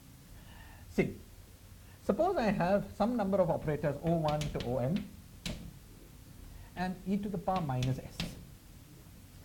And I do del by del x of sigma of this and do the path integral. Now when I do this path integral, I get all kinds of terms. I get terms when this hits this, so this hits it. But all these are contact terms. Yes. All these are terms that are non-zero only when the sigma is one of the insertion points. In the context here, there's no other operator, it's the identity. So we don't have to worry about this. So the context here is basically not having these. I'm giving you the derivation. All that remains is this quantity. Now when you take del by del x of this, we've worked it out. But conceptually, but even without doing a calculation, what is it? What's the variation of the action with respect to the field? It's the equation of motion. So the equation of motion, so it's always true in a quantum field theory, that equation of motion times O1 OM plus contact terms plus del by del x of O1 exactly plus is equal to 0. In this case there are no O's because there's only ID. So it's just the insertion of the equation of motion. Gives you 0. An equation of motion tells you that del bar of del z of del x is 0. So del square is del bar of del. And therefore del x is analytic. Clear? So this insertion is analytic. So this whole thing within the path integral is analytic. If z is 0 or positive. Okay. M is 0 or positive. M is 0 or positive. And so we have 0. So we get alpha m equals 0. Okay, good. So at least in the oscillator sector, this is the vacuum. Okay, let's be a little more adventurous. And also the zero mode sector as the right. Well, we've only checked what the oscillators do. No, when m equals 0, this Field is there. What? Field is there. So Yeah, the zero mode is not there in our calculation. oh yeah, right. Yeah. In fact, in the zero mode sector, I'm going to tell you about it. It's true that it's a zero mode vacuum. It's a bit more subtle. We'll come to that. Now, let's be a little more adventurous. Let's try to find the state corresponding to the operator del x. Let's identify that in terms of oscillator language. Okay? you need to get some numbers, right? I mean the proportional for constant, Sorry, for what? Suppose you see that this state has some well-defined behavior and the symmetries and so on, but that just tells you that it is proportional to something. But you know what we're going. Let's work this out and we'll see. What we're going to get is no, we can determine even the numbers. We'll determine even the numbers. Let's see. Yeah, but we can. Let's do it in this case. Yes. Okay. Of course, you have to choose what your basis is. My basis is going to be state operator path. Okay. So this state is defined by being the state corresponding to del x. In this basis, I'll get everything. If you're comparing with some other basis, that's up to you. Let's see what we can get. Okay. So now what we're going to do is to compute alpha m del x of this state. It's the same method. What are we supposed to do? We're supposed to take residue I by square root 2 by alpha prime, then take residue of z to the power m del x of z with del x of 0.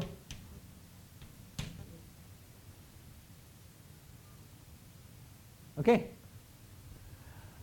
So we're supposed to get this residue, but so this is I by square root of 2 by alpha prime, and then we get z to the power m divided by minus alpha prime by 2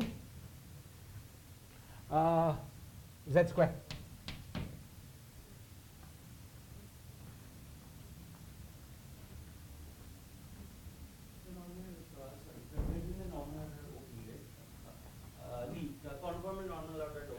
Yeah, we're only exactly. There's a term which is conformal normal order. Yeah. It's non-singular. It doesn't contribute to residues. Okay. So this thing is equal to minus I square root of alpha prime by 2 z to the power m minus 2, and we want the residue.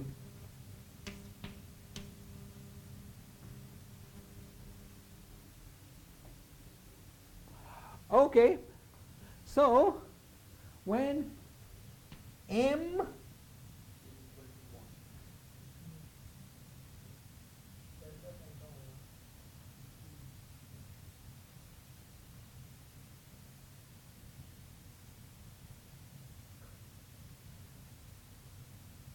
Okay. Let's be careful. Let's keep your normal ordered stuff also, because you might otherwise conclude that many more things were 0 than it's correct.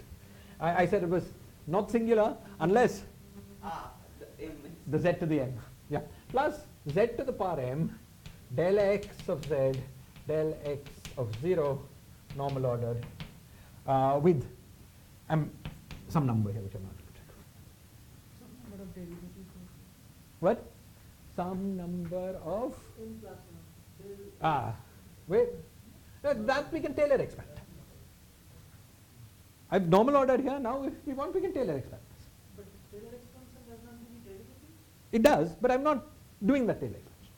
This is before the Taylor expansion. The z to the power m was in the definition here. It's not from Taylor. Oh, that's okay, sorry. Yeah. Okay. So as before, m less than 1. Now m less than 0, this thing can give you something non-zero. Okay, m less than 0 we can't say anything. Oh, we can if we're careful. We'll give us some, but it doesn't matter. We don't want to say anything. It's not, it's something. Okay. What about here? If m is m is equal to 2 or greater. M greater than equal to 2, we get 0.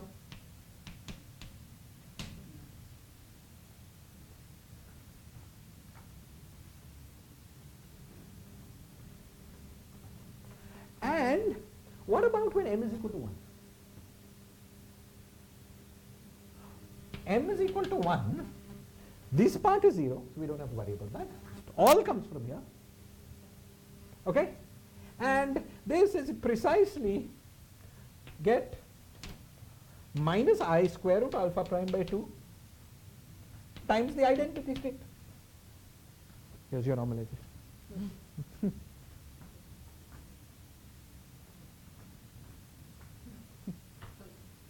Okay?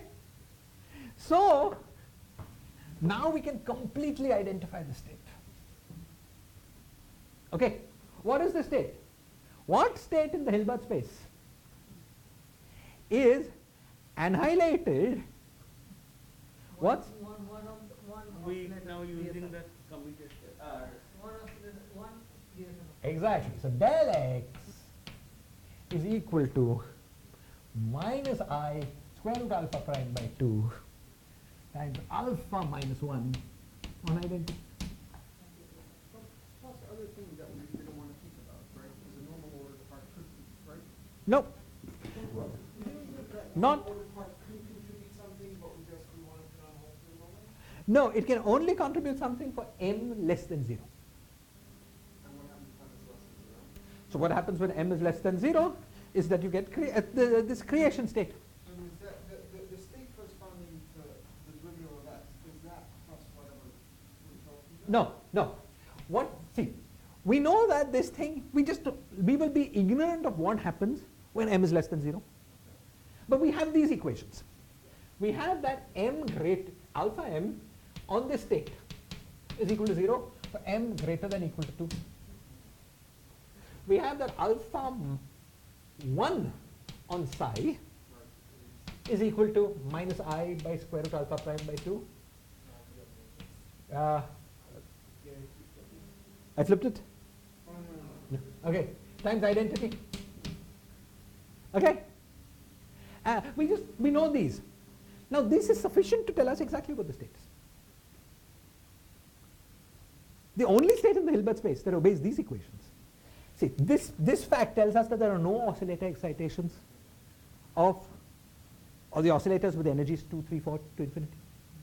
So it's in the vacuum sector for those oscillators. This state tells us there was an oscillator excitation for the oscillator with 1. But how many oscillators? Well, you act with one destruction operator and it goes back to vacuum. So there was only one state, so it has to be this. And this normalization came from this normalization.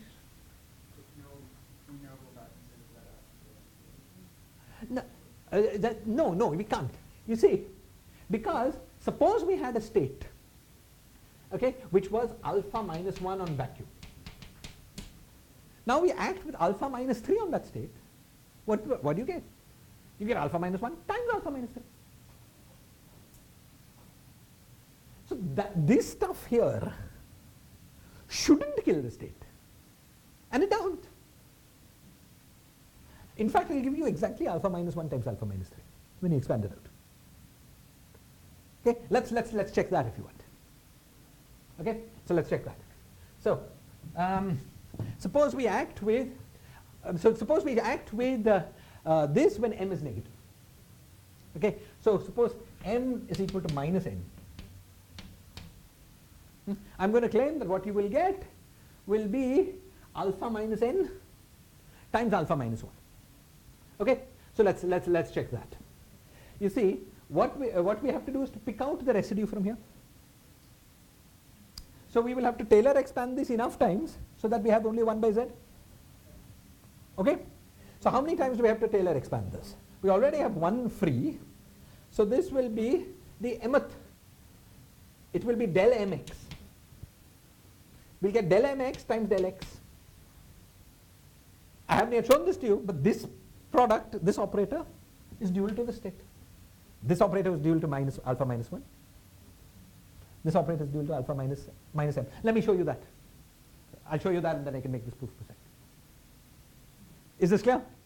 So not only is this not only is this non-zero, shouldn't have been 0. It's just a statement that when you act with creation operators, on any state you never get 0. Okay, clear, right? Okay, since we're being pressed about the action of creation operators, let us now look at the del m of x. What do we get from that? It's the same old thing, same old. I square root 2 divided by alpha prime, the residue of z to the power m. Okay, so now del m. So suppose I want to compute alpha n on this code. So I get z to the power n del x of z times del mx of 0. Clear? Now let's compute this. What will I get here? What I will get is, from this part, what will I get? Del x was, there was I 2 by alpha prime. Then del x was minus alpha prime by 2 by z minus 0 square. And now I have to take m minus 1 derivatives of that.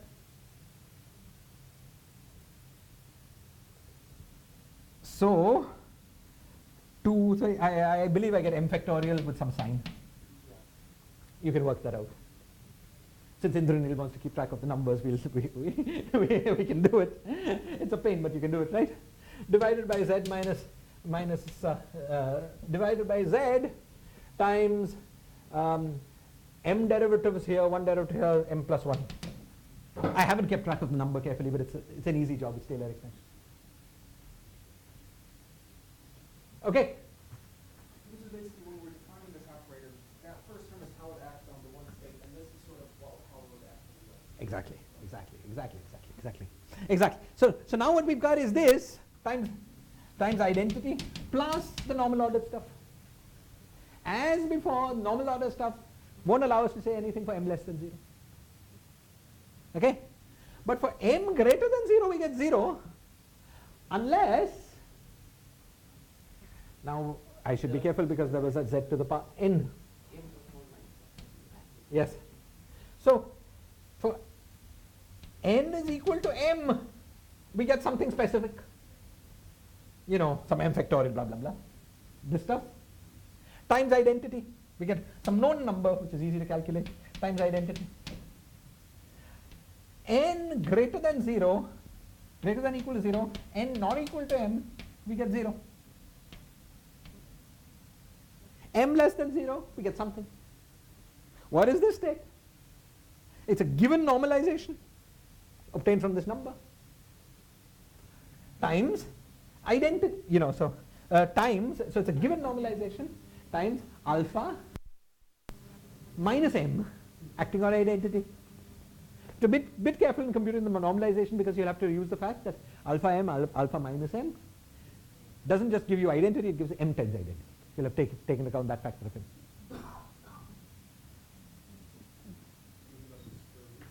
What? No. Alpha m, alpha minus alpha m is m times identity. Okay? So if you would like, we can compute this factor accurately, but it's an easy job, right? I'll leave that. Probably m minus 1 factorial. Okay? Okay? So now we see the next element in the map. That del mx maps to alpha minus m times some known normalization. Roughly m minus 1 factorial. Okay? And some alpha primes, whatever. Good. Now I'll leave it an exercise for you guys to check that del m, all this is for, of course, positive. So del m1x, del m2x, del m3x, and so on, maps to alpha minus m1, alpha minus m2, alpha minus m3 on identity, with the same proportionality factors, one for each. Okay? And so now we have a really complete idea of the state operator map for the state. Every state can be built, at least in the oscillator section. Every state can be built out of Fox-based representations of creation operators. For each of those, it's a rather obvious map. The number here is the number of derivatives on x. Product structure maps to product structure. And there's a normalization which I haven't kept track of carefully, but it's a trivial matter to keep track of.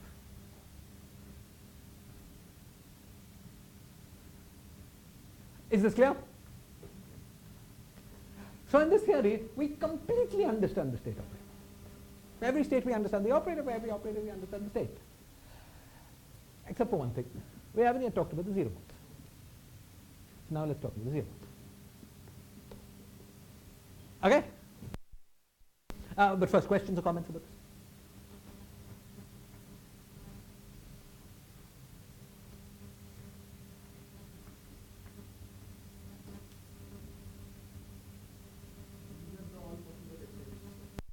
These are all the oscillator excited states. Then there's a zero mode, which we have to look at. We've just stayed clear of the zero mode so far. Okay? Uniqueness of what? It is unique. You see, suppose I have a harmonic oscillator. Suppose I have a single harmonic oscillator. And I tell you, I have a state that is annihilated by the destruction operator. We know that that state is unique. It's only the vacuum. How do we know that? In fact, that's, if you go back to how you did it in quantum mechanics, that's probably how you derived the vacuum state waveform. Del by del x minus x or plus x on state is equal to 0, that's a Gaussian. You solve that. Unique solution. Okay? So this is something you know from undergraduate days. Okay. So any state, if you have a destruction operator acting on state, it has to be the vacuum. So that takes care of most of what we've done here. Because for most of the oscillators in anything we've done here, we got destruction operator acting on state which is equal to 0. So it's vacuum in those sectors. Now suppose I give you a harmonic oscillator. These are many harmonic oscillators, and the coherent state will be the primary. Is it right intuition? The coherent state, we've already seen one primary, which is del x. That I have seen. So now I want some eigenstates of this quantity, right? So what is the right picture? Many yeah. harmonic oscillators and e to the ikx. In the harmonic oscillator sector, there are no further primaries. However, Once we add in the zero mode part, there will be.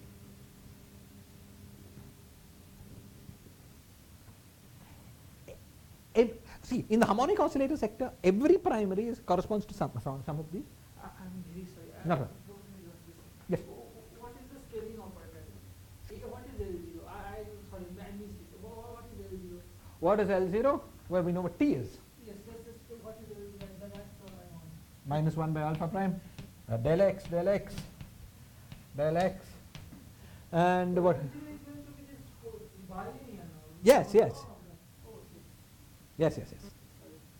And then you multiply with the right power of I'm just trying to Z. see what are the eigenstates of that quantity? So the eigenstates of this quantity, well, eigenstates of all of these eigenstates of that quantity. Because definite energy.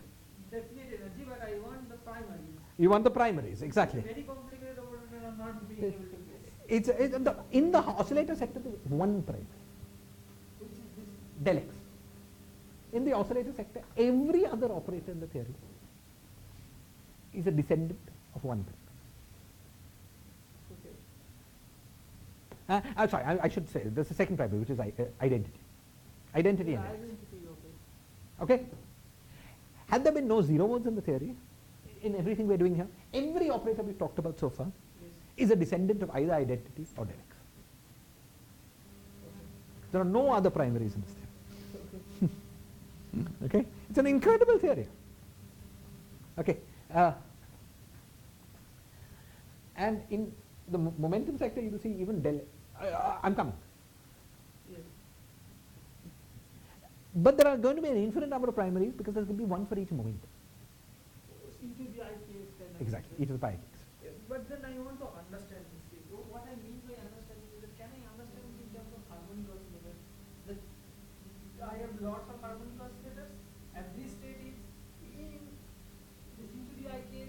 Is there any analog of into the IKX kind of states in unrelated harmonic oscillator? What state is it? Is it some? What state is it? No, you know, the state corresponding to that will be purely in the zero mode sector. Will be identity in the oscillators, So I will not be able to relate it to any other. nothing, This is the okay. nothing. Yeah, Okay, so this is really a confused. Okay. yeah, it's just totally different. Totally different. So Yes. I cannot. Yeah. Oh, okay. Let's keep going. Sorry, where were we? Go on, go on.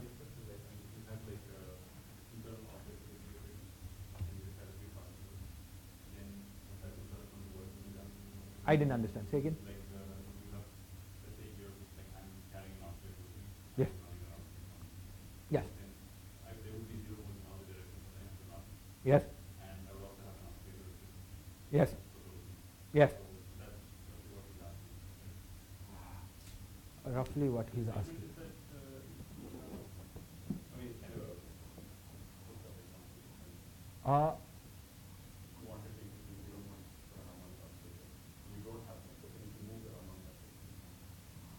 If you move the harmonic oscillator, are you looking at a Hilbert space which is a product of a harmonic oscillator and a free particle? Yeah. So this is what we have here. No, it's very similar to what we have here. We have an infinite number of harmonic oscillators and a free particle, free quantum mechanical particle. That's a Hilbert space. Okay, we've completely exhausted. We are working in the vacuum of the free particle. What do I mean by vacuum? Momentum equals 0 of the free particle. And completely exhausted the oscillator sector. Now what's left is this cheap part, just the free particle. The free particle thing is left.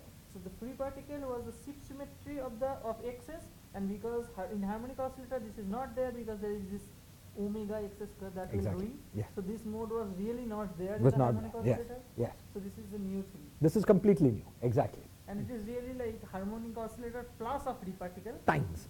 Hilbert space is times. Yes. I mean times. Yes. Times a free particle. Exactly. It's a new one. Okay. Yes. This is, you remember when at the beginning of this class we solved the problem without using fancy methods, right? We were just on the cylinder, we solved the problem because a Hilbert space was product of one for each harmonic oscillator times a free particle. Okay? So it's exactly like your example. There's a free particle left. And we've completely produced every state in the Hilbert space in the harmonic oscillator sector. We've done nothing for the free particle. All that's left is the free particle. Okay? So now we need to find operators. So we know the states, right? The Hilbert space of this theory. Occupy the harmonic oscillator and put the free particle in some momentum. So far we've done this by putting the free particle in momentum 0. How do we know? Because momentum is measured by shifting x. We take our operator, we take x and shift it. It should transform by e to the power I momentum times p times x. But clearly, since we built everything out of del x's, if we shift x, we get 0. Because so far we've been working in the 0 momentum sector. We still need to create the free particle part. Okay, so we've already seen that the free particle part should have good transformation under momentum. So it's very natural to try the operator e to the power I p dot x. Let's try it.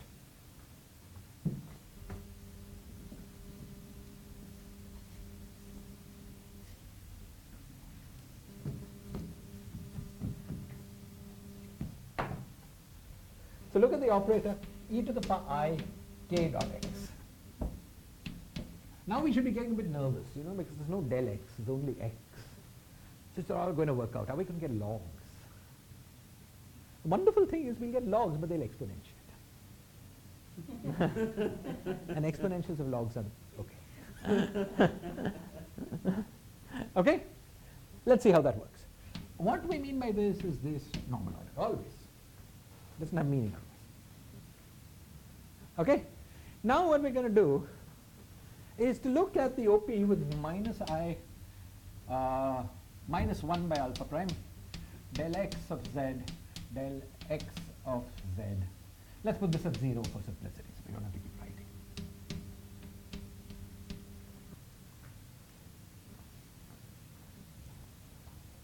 Okay. You can do it using some fancy theorem, but it's actually, usually it's better to work by hand. So let's just work by hand. Okay. There's some fancy theorem which I'll quote to you, prove to you at some point. But as I say, you don't get the feel of it unless you do that. So let's do that. So minus 1 by alpha prime. So now we've got del x of z, del x of z. And what is this exponential? Exponential of an operator, what does it mean? Within normal order, we can do any classical operation we want. So this means n is equal to 1 to infinity, or 0 to infinity, I k to the power n by n factorial, x of 0 to the power n.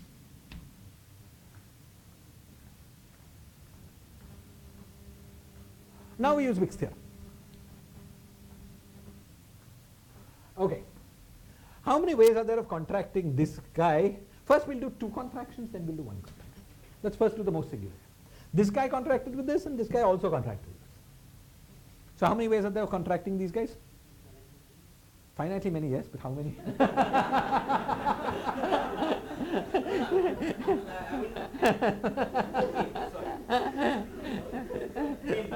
In A or 2n. N into n minus 1. The first guy can contract n ways. The second guy can contract n minus 1 ways. Okay? So minus 1 by alpha prime, n to n minus 1. But then there was this nice n factorial here.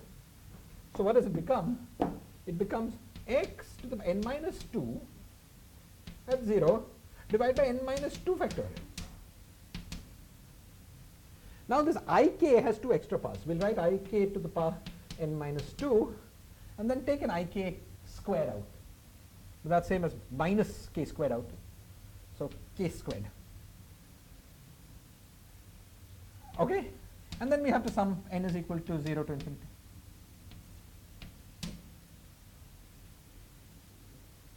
Okay? N minus 2. Because I contracted this guy and this guy. I contracted this with one of these and this with the other guy. Now, I can only do these 2 contractions when we start n at least at 2. Otherwise such a term doesn't exist. So the original sum was n equals 0 to infinity. But now this sum is n minus 2 equals 0 to infinity. Okay, so let's call this m, and write m factorial, and m is equal to 0 to infinity. Okay, so we get k squared by alpha prime times e to the pi k dot I kx normal order. And what have we missed? We've missed the del x with x, del x with x, the two contractions.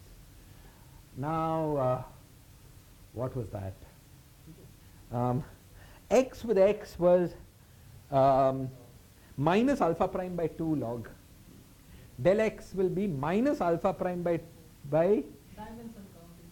yeah, minus alpha prime by 2z. So this will be alpha prime squared by 4z squared. Because there are two of these contractions, this with this.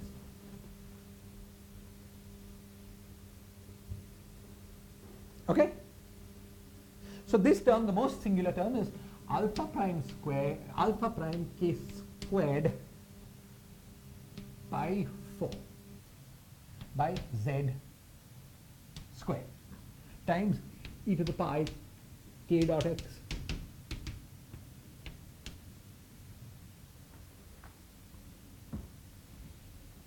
Is this clear? Now let's get the second most singular term. Second most singular term comes when we hit one of these terms with this. Now you guys are very good at this, right? So we'll get minus 1 by alpha prime. We'll get an extra factor of just one of these times ik times we'll get a factor of one of these, which is minus alpha prime by 2z times e to the pi k dot x times del x. This del x is at z, but I may as well put it at 0 because there's only one z here. Right, Taylor expand, I get right here. Okay? But this is the same as, let's see, minus, so that's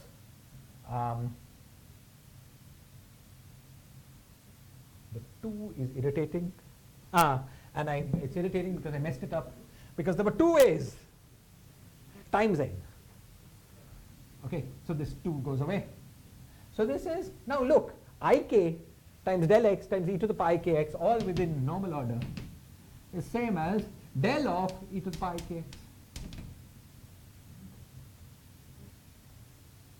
Okay, divided by z. So what have we concluded? If you were a little less haphazard than I've been, you will carefully a squared by 4. Yes. By z squared plus del of e pi k dot x. Always normal order. Okay, I'm not writing it. It's always operate as a normal order. Momentum Is mode, it? momentum mode. Exactly. So we've discovered something wonderful.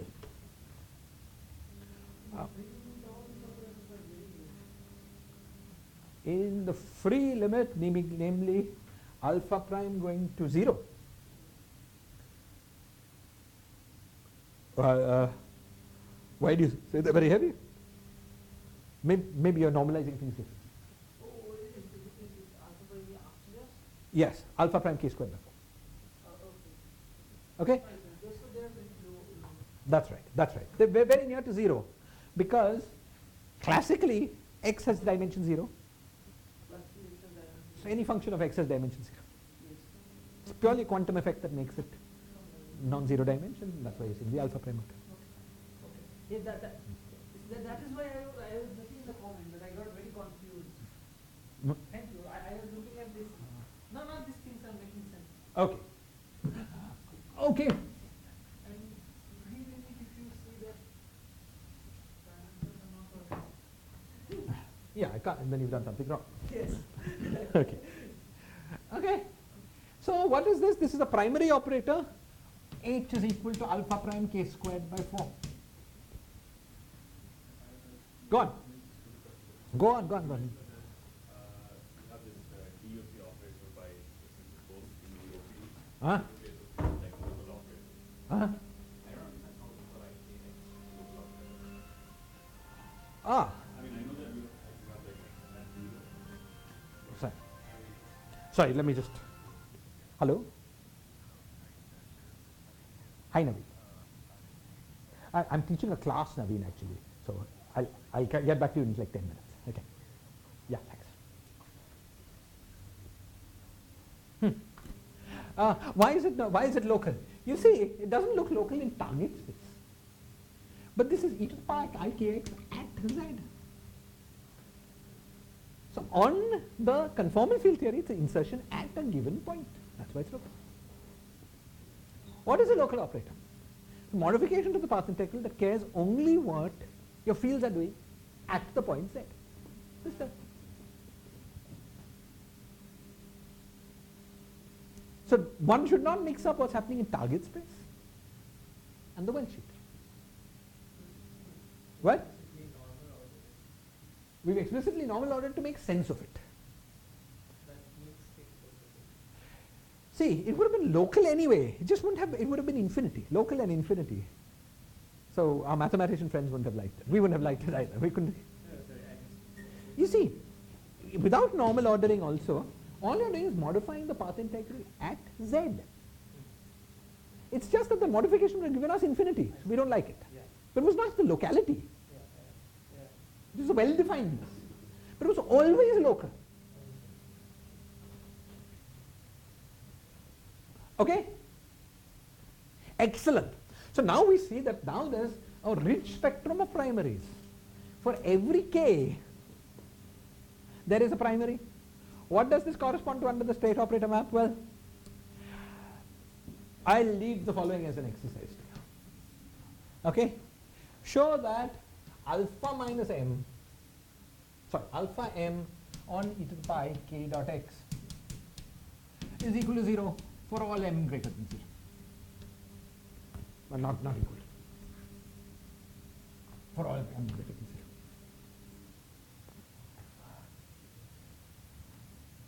0. Okay? You'll show this by doing the same thing that we did. Instead of doing the OP of del x with e to the pi kx, you do with 1 del x. And you'll check this and show it. Okay? Therefore, in the harmonic oscillator sector, this thing remains identity. Okay? But it clearly carries momentum k in the 0 mode sector. How do we know that? We know because if we shift k, x by a, it picks up the phase factor e to the power I k dot a.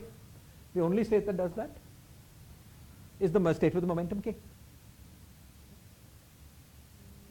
Okay? And so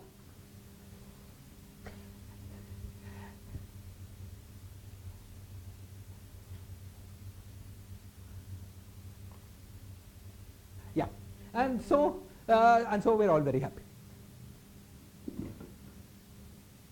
Okay. There is one question that I expected to come up. Is there any, Nobody's asked it. I'll delay it to next class unless somebody presses me since it's so late.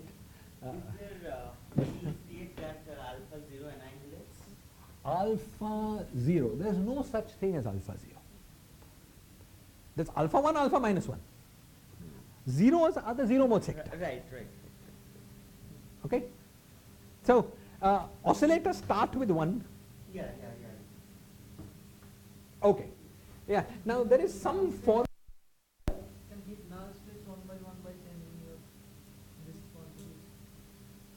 You can hit null states one by changing. What do you mean? So you change if you keep changing k or alpha prime, Mm-hmm. the a is changing. Yes. You have some given c. You have some C given. is already given. Huh. So you will hit But you know, you hit these null states only when c is less than 1. C is exactly 1. Yes, c is 1. Oh, okay. So, for real k, no null states. No null states. Okay. So you can The particle can move at any moment. yes. Otherwise, you will be omitting momenta from the spectrum. It will be very odd. Yes. So you can have null states in the free fermion theory? You can have null states in the free fermion theory, and in fact, that's the Dirac equation, basically. Right. You could have null states, and you do have null states. Free fermion is Ising model. Right? What? Are there creation? No, no, no. There are no creation and annihilation operators for these modes because these modes are quantum mechanics. This is the quantization of Lagrange. What is the Lagrangian that determines this? As you see, we have 1 by 4 pi alpha prime, and then we have this action. We just got the 0 mode sector. So this is due to the d sigma integral. So you get 1 by 2 alpha prime x dot square. So the Hilbert space that is left over is this. This is free undergraduate quantum mechanics with mass 1 by alpha prime. So just like in free undergraduate free quantum mechanics, the first thing you study in your first quantum mechanics course, there's no creation annihilation operator. It's a free particle, x and p. I mean, you could make an algebra of all these operators, but they don't have any nice action in state. Also, there are d of these, right? There are d of these. I've been studying only one of them. Yeah. So when we look at the string, there'll be d of them. And what about, I mean, in general, we could gauge fix one of it to be something else. So is it d or d minus 1? Oh, you see, what we decided to do, if you remember, is to use our gauge freedom to fix the metric to beta. And then we had no further gauge freedom apart from small conformal. So we're not gauge fixing anything. Okay. We could work in that Lycombe gauge and try to proceed, but that's much less elegant. We've decided to maintain Lorentz invariance. You remember we have these many ways of quantizing, and we decided to work with this You've already gauge fixed it to gauge fixed metric to eta. Yeah, that's right. Now you may be referring to the fact that when we did our canonical quantization, we showed that on shell, even after this gauge fixing, we could get rid of 2 degrees of freedom. Yeah. One by an additional fixing and one by the constraints. Okay? But now we're not going to work on shell. We're not doing a Hamiltonian method. We're just going to work out a path integral. In the path integral, there are all 16 modes. Okay? There are different ways of saying things in which different statements may turn out to be right. But from my point of view, nothing else is going to be. There will be 26 of them. Or 10 maybe. Yeah, go on. What would be the excited state in this case? And So here the harmonic oscillator part is just identity. here the harmonic oscillator part is identity. Now you can multiply by, in particular you can multiply by del m x e to the pi k dot x, and this will be alpha minus m acting on k. Yes, kix times vacuum in oscillator. Yes. I should really write that state as I cross k, right? I mean, these are 2 different Hilbert spaces. Which state? Even for ikx, Yes. it's really identity tensored with Correct. Identity in the oscillator sector, tensored with the momentum k in the 0 mode sector. and that's hitting the identity, and that's what Exactly. Exactly. Exactly. Exactly. That's why this is 0. Exactly. Okay. Great. It's got too late to continue. on that age had seen a little bit less, you know, serious stuff. That's right. That's right. That's right. Now, maybe I can just say one last. Okay.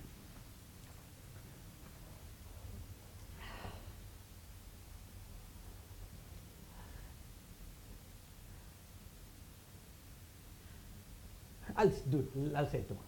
Let's just fine. Let's stop here. Unless there are questions or comments.